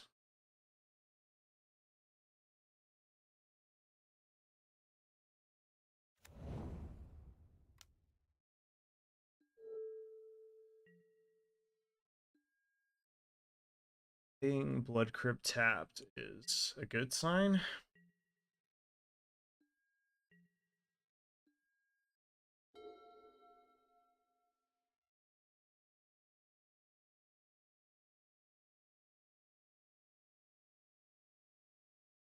If I play Karn and minus, it doesn't really do anything for me because I can't cast the Tormod's Crypt at turn anyway.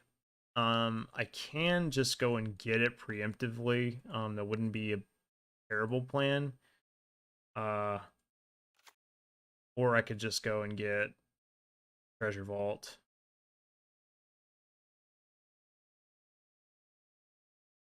Don't really play any ways to deal with Planeswalkers that I fall.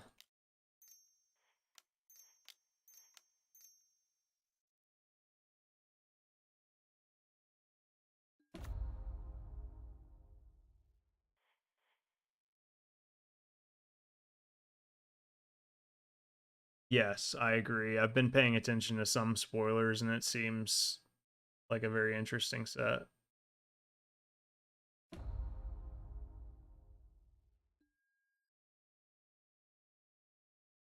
Um,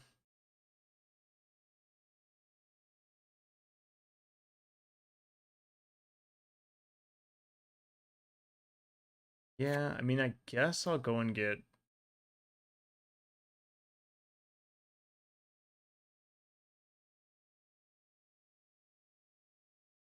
guess I'll get Cage. Can't cast this turn anyway, so more important to me that they can't get back the thing. All right, so it looks like they're gonna Deadly Dispute. They didn't get a Parhelion in their graveyard, thankfully, and their treasure tokens can't be activated.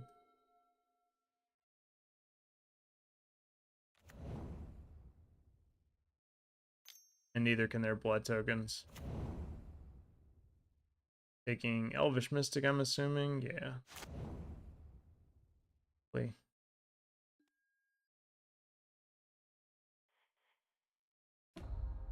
Now I'm getting punished for not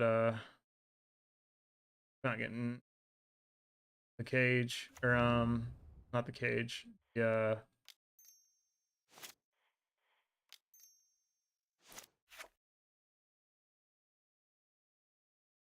Hormon's Crypt is what I'm trying to say with my words.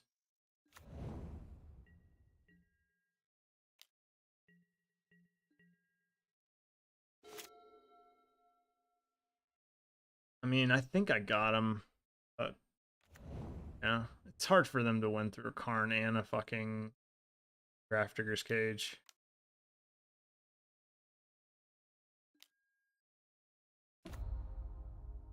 Card's just good though.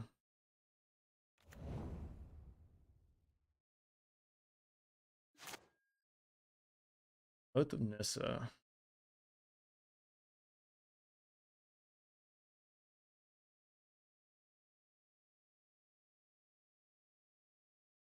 I think I'm just gonna play Old Growth Troll, honestly.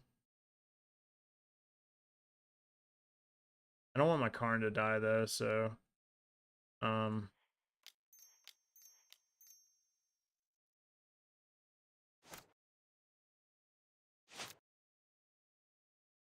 will I hit an untapped land with this Oath of Nissa?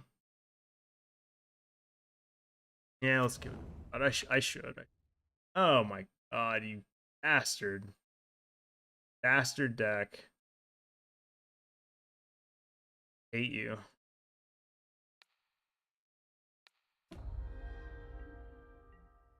Screwed me over on that one. That's unfortunate. I mean, I risked it, but I mean, like, come on, man. Top 3 cards. I brainstormed. At least they can't get back Parhelion right now. Yeah. Goodbye, Karn. Actually, I might take Grafdigger's Cage, but then they couldn't crew what's his face anyway.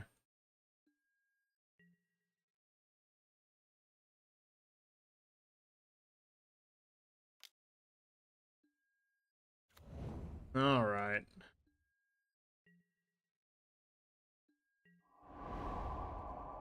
Annoying.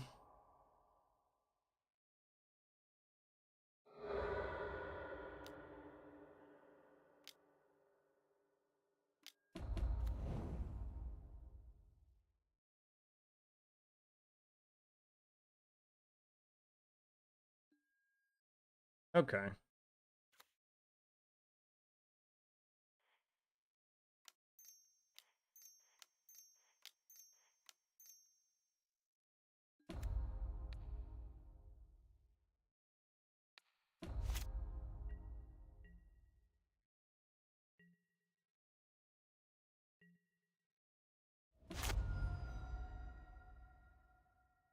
Don't kill my forest.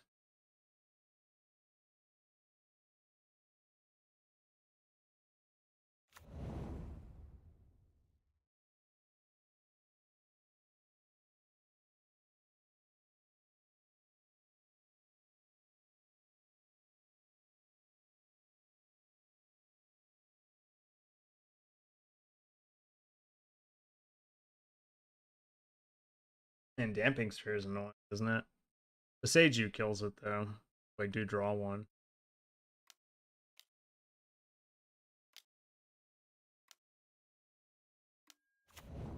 Oh, Sky Sovereign. That's not cool.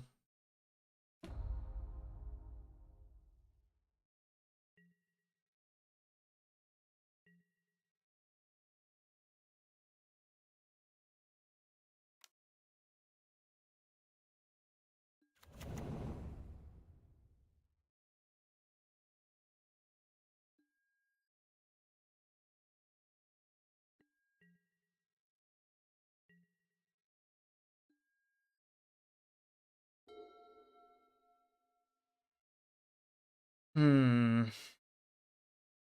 Play Storm the first turn. Oh wait. Uh-oh.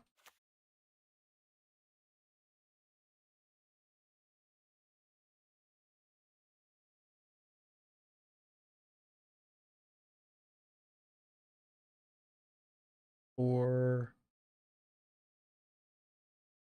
or five. Oh, we could go and get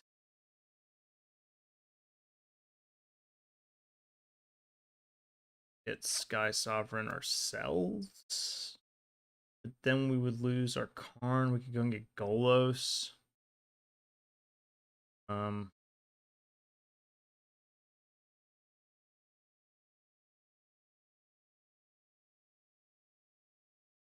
do what to do.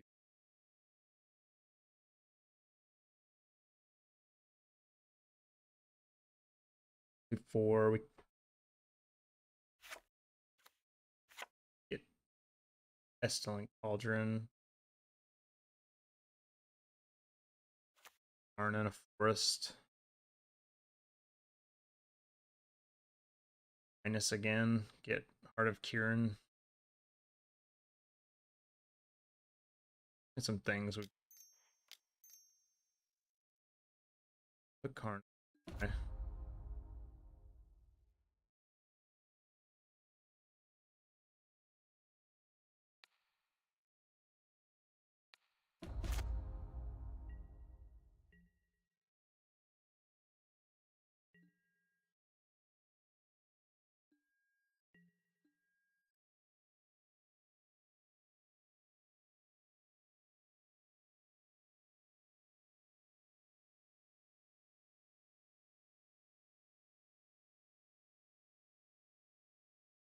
What do we do? I might minus and get this.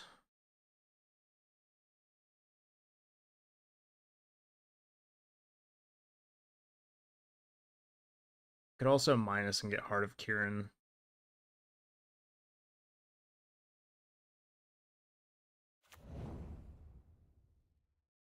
Heart of Kieran can block. I hate them having this. I really do. It's a super annoying card.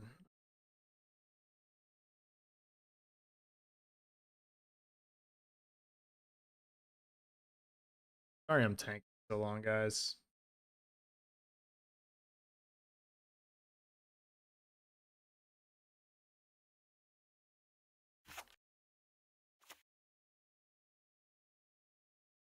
Okay, so whatever I get's gonna cost one more mana anyway.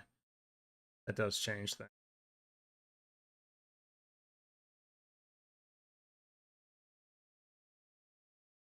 Here.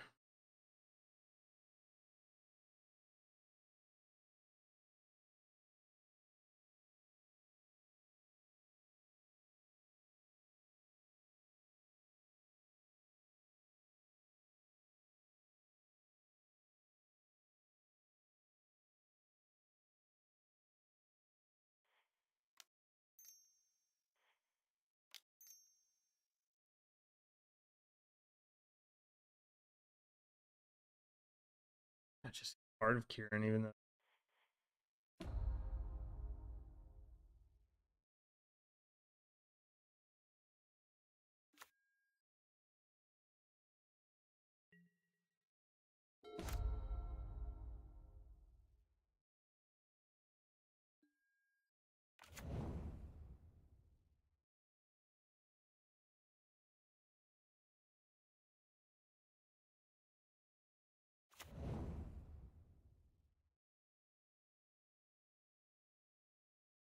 Thanks for a long time that turn.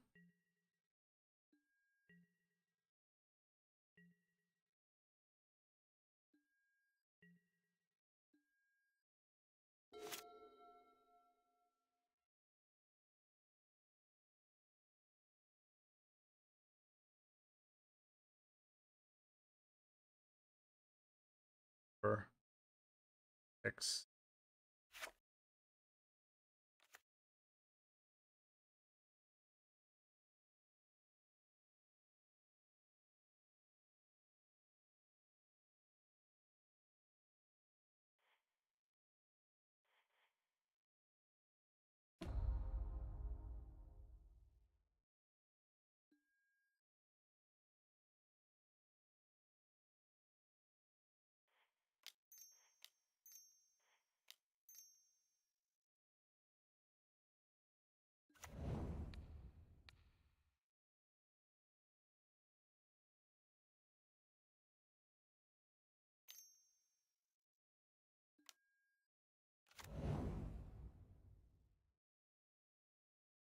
This will start to clear the battlefield, but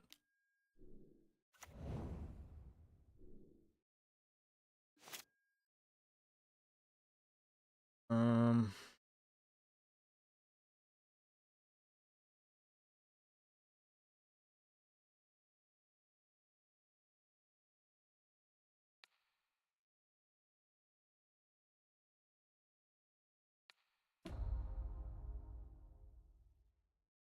we play old control, I guess.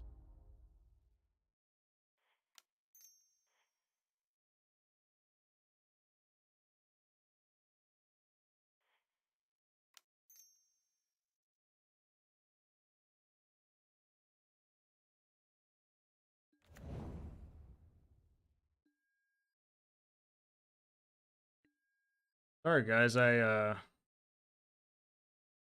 I suppose I could have attacked with Heart of Kieran. I just feel like I win this game, like the long game. Um and I know they're doing this. It's fine. They get a bunch of skins or whatever.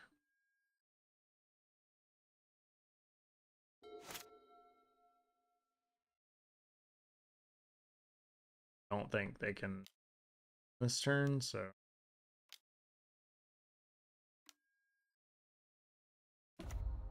a bunch of life.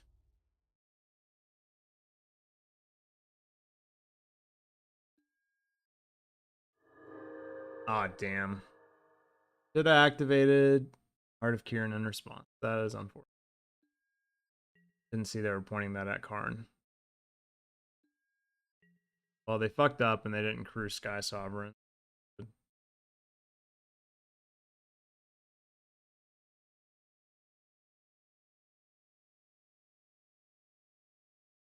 These are just tokens.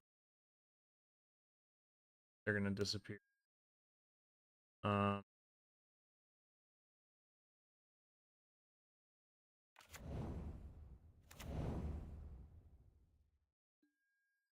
gonna die anyway.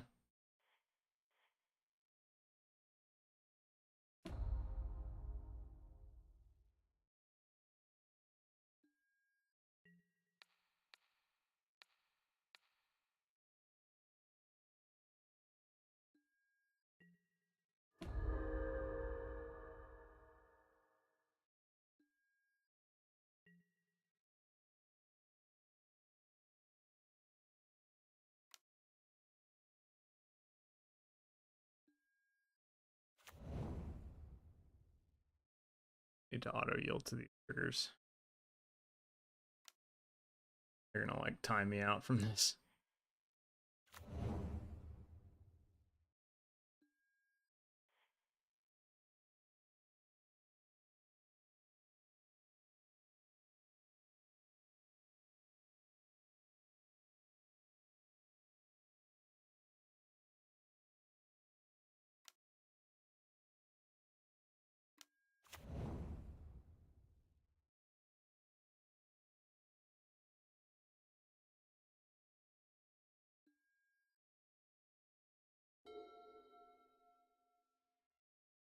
Okay.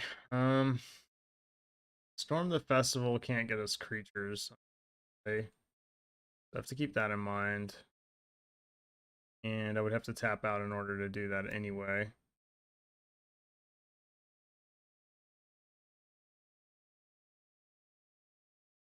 They can crew Sky Sovereign, right? Or no? They can't, right? Because all they can do is just keep making these tap, make one, that, make one. Yeah, so they can't crew Sky Sovereign. So we can technically kill the Sorin. Right? Yeah.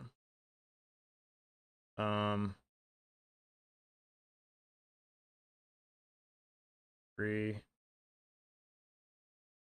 think I'm just gonna play old patrol.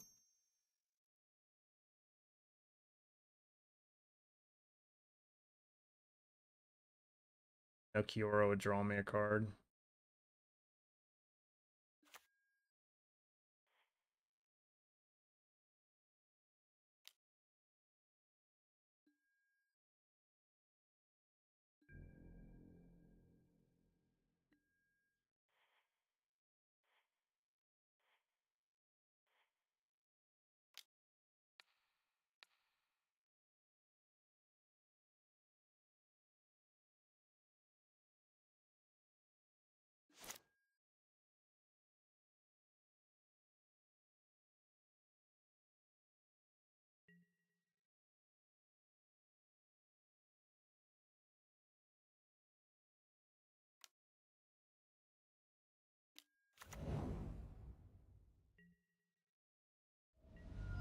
I don't understand them making here. Oh, I guess they can make another token on their insta.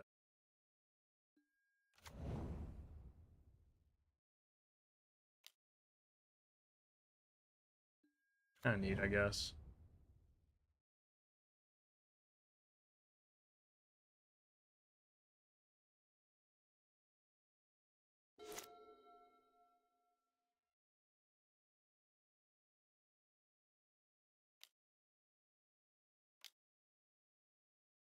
What's up, Josh? How's it going? Playing God damn, another one of these fucking things. We're playing match 5 in this currently 1-1. Or no, actually we're up a game, sorry.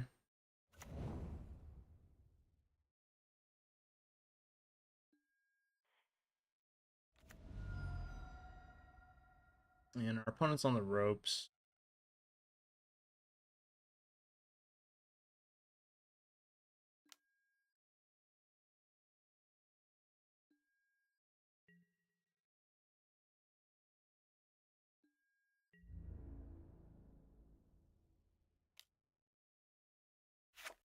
Back on the Sky Sovereign here, assuming yeah, they're gonna hit that. Do we want to do anything?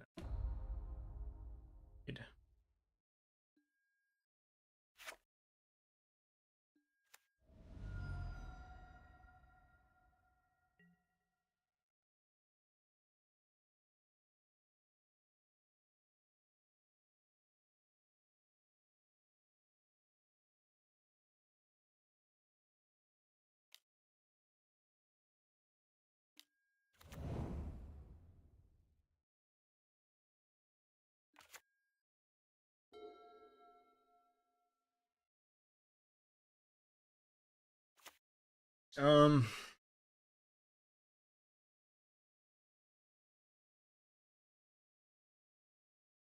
Storm the Festival. Can't hit creatures.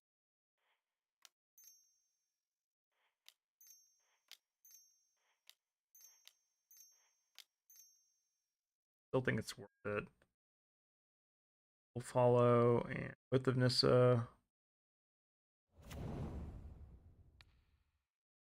Target this.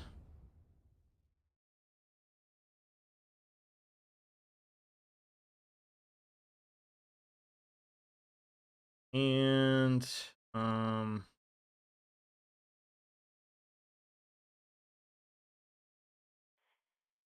Truth here.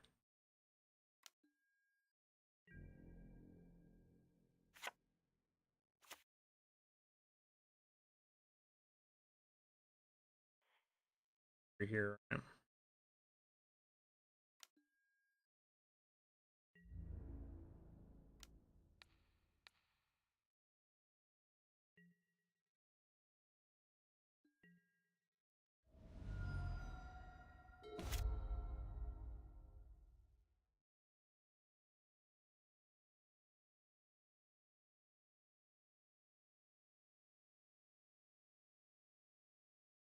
I believe they discarded 2 lands, right?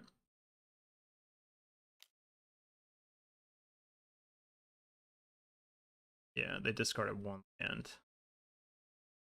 How does the combo work? This is Josh. Moved over to Twitch. Went to Dallas. Scrubbed out twice with Team Rhinos. That's rough, man. I know that feeling.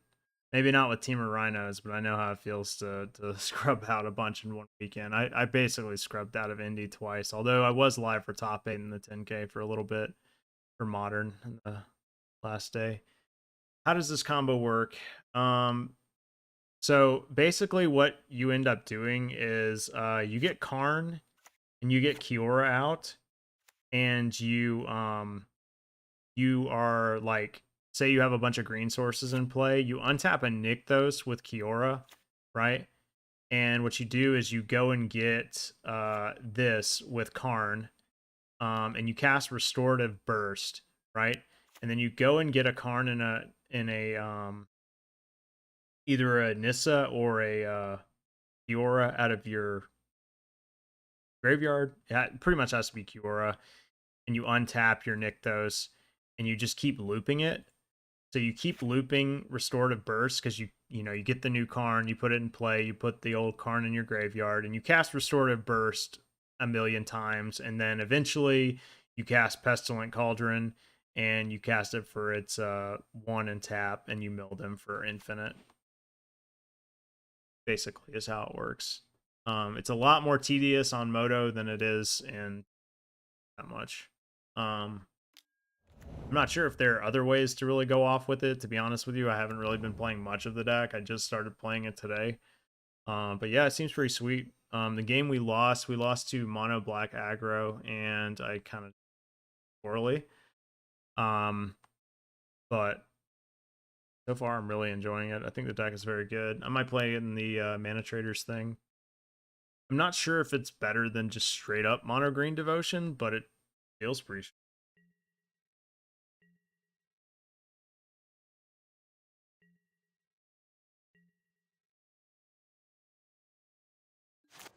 They're fucked.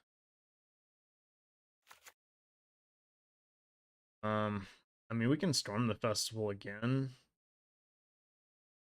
or we can just play Cavalier of Thorns.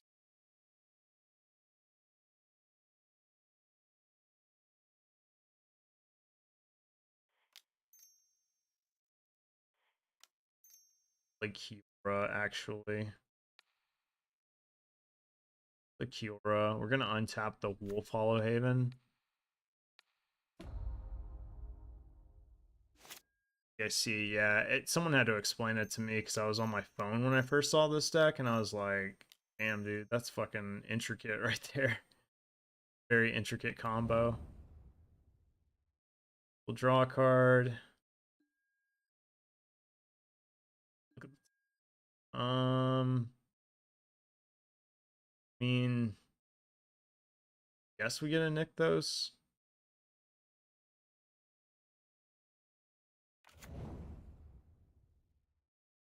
Um, True.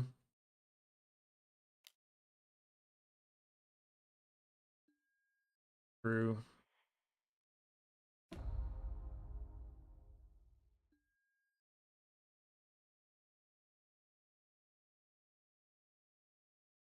All right. We went 4-1 with the deck. We were able to combo off. I comboed off stream, but my opponent conceded before I could do it. But I was able to combo off twice this league. The other times I just outright won. Overall, deck feels very powerful. This was we just beat the person who's in second place for trophies, if that means anything. And we beat them quite handily. You run the 5 greens, Dino 10-10. Nope. Nope, you don't need it. I mean, like, with old growth troll, honestly, this card's fucking cracked in this deck. The fact that you can cast this on turn 2 um is bonkers, but also like I don't know, Cavalier of Thorns is enough.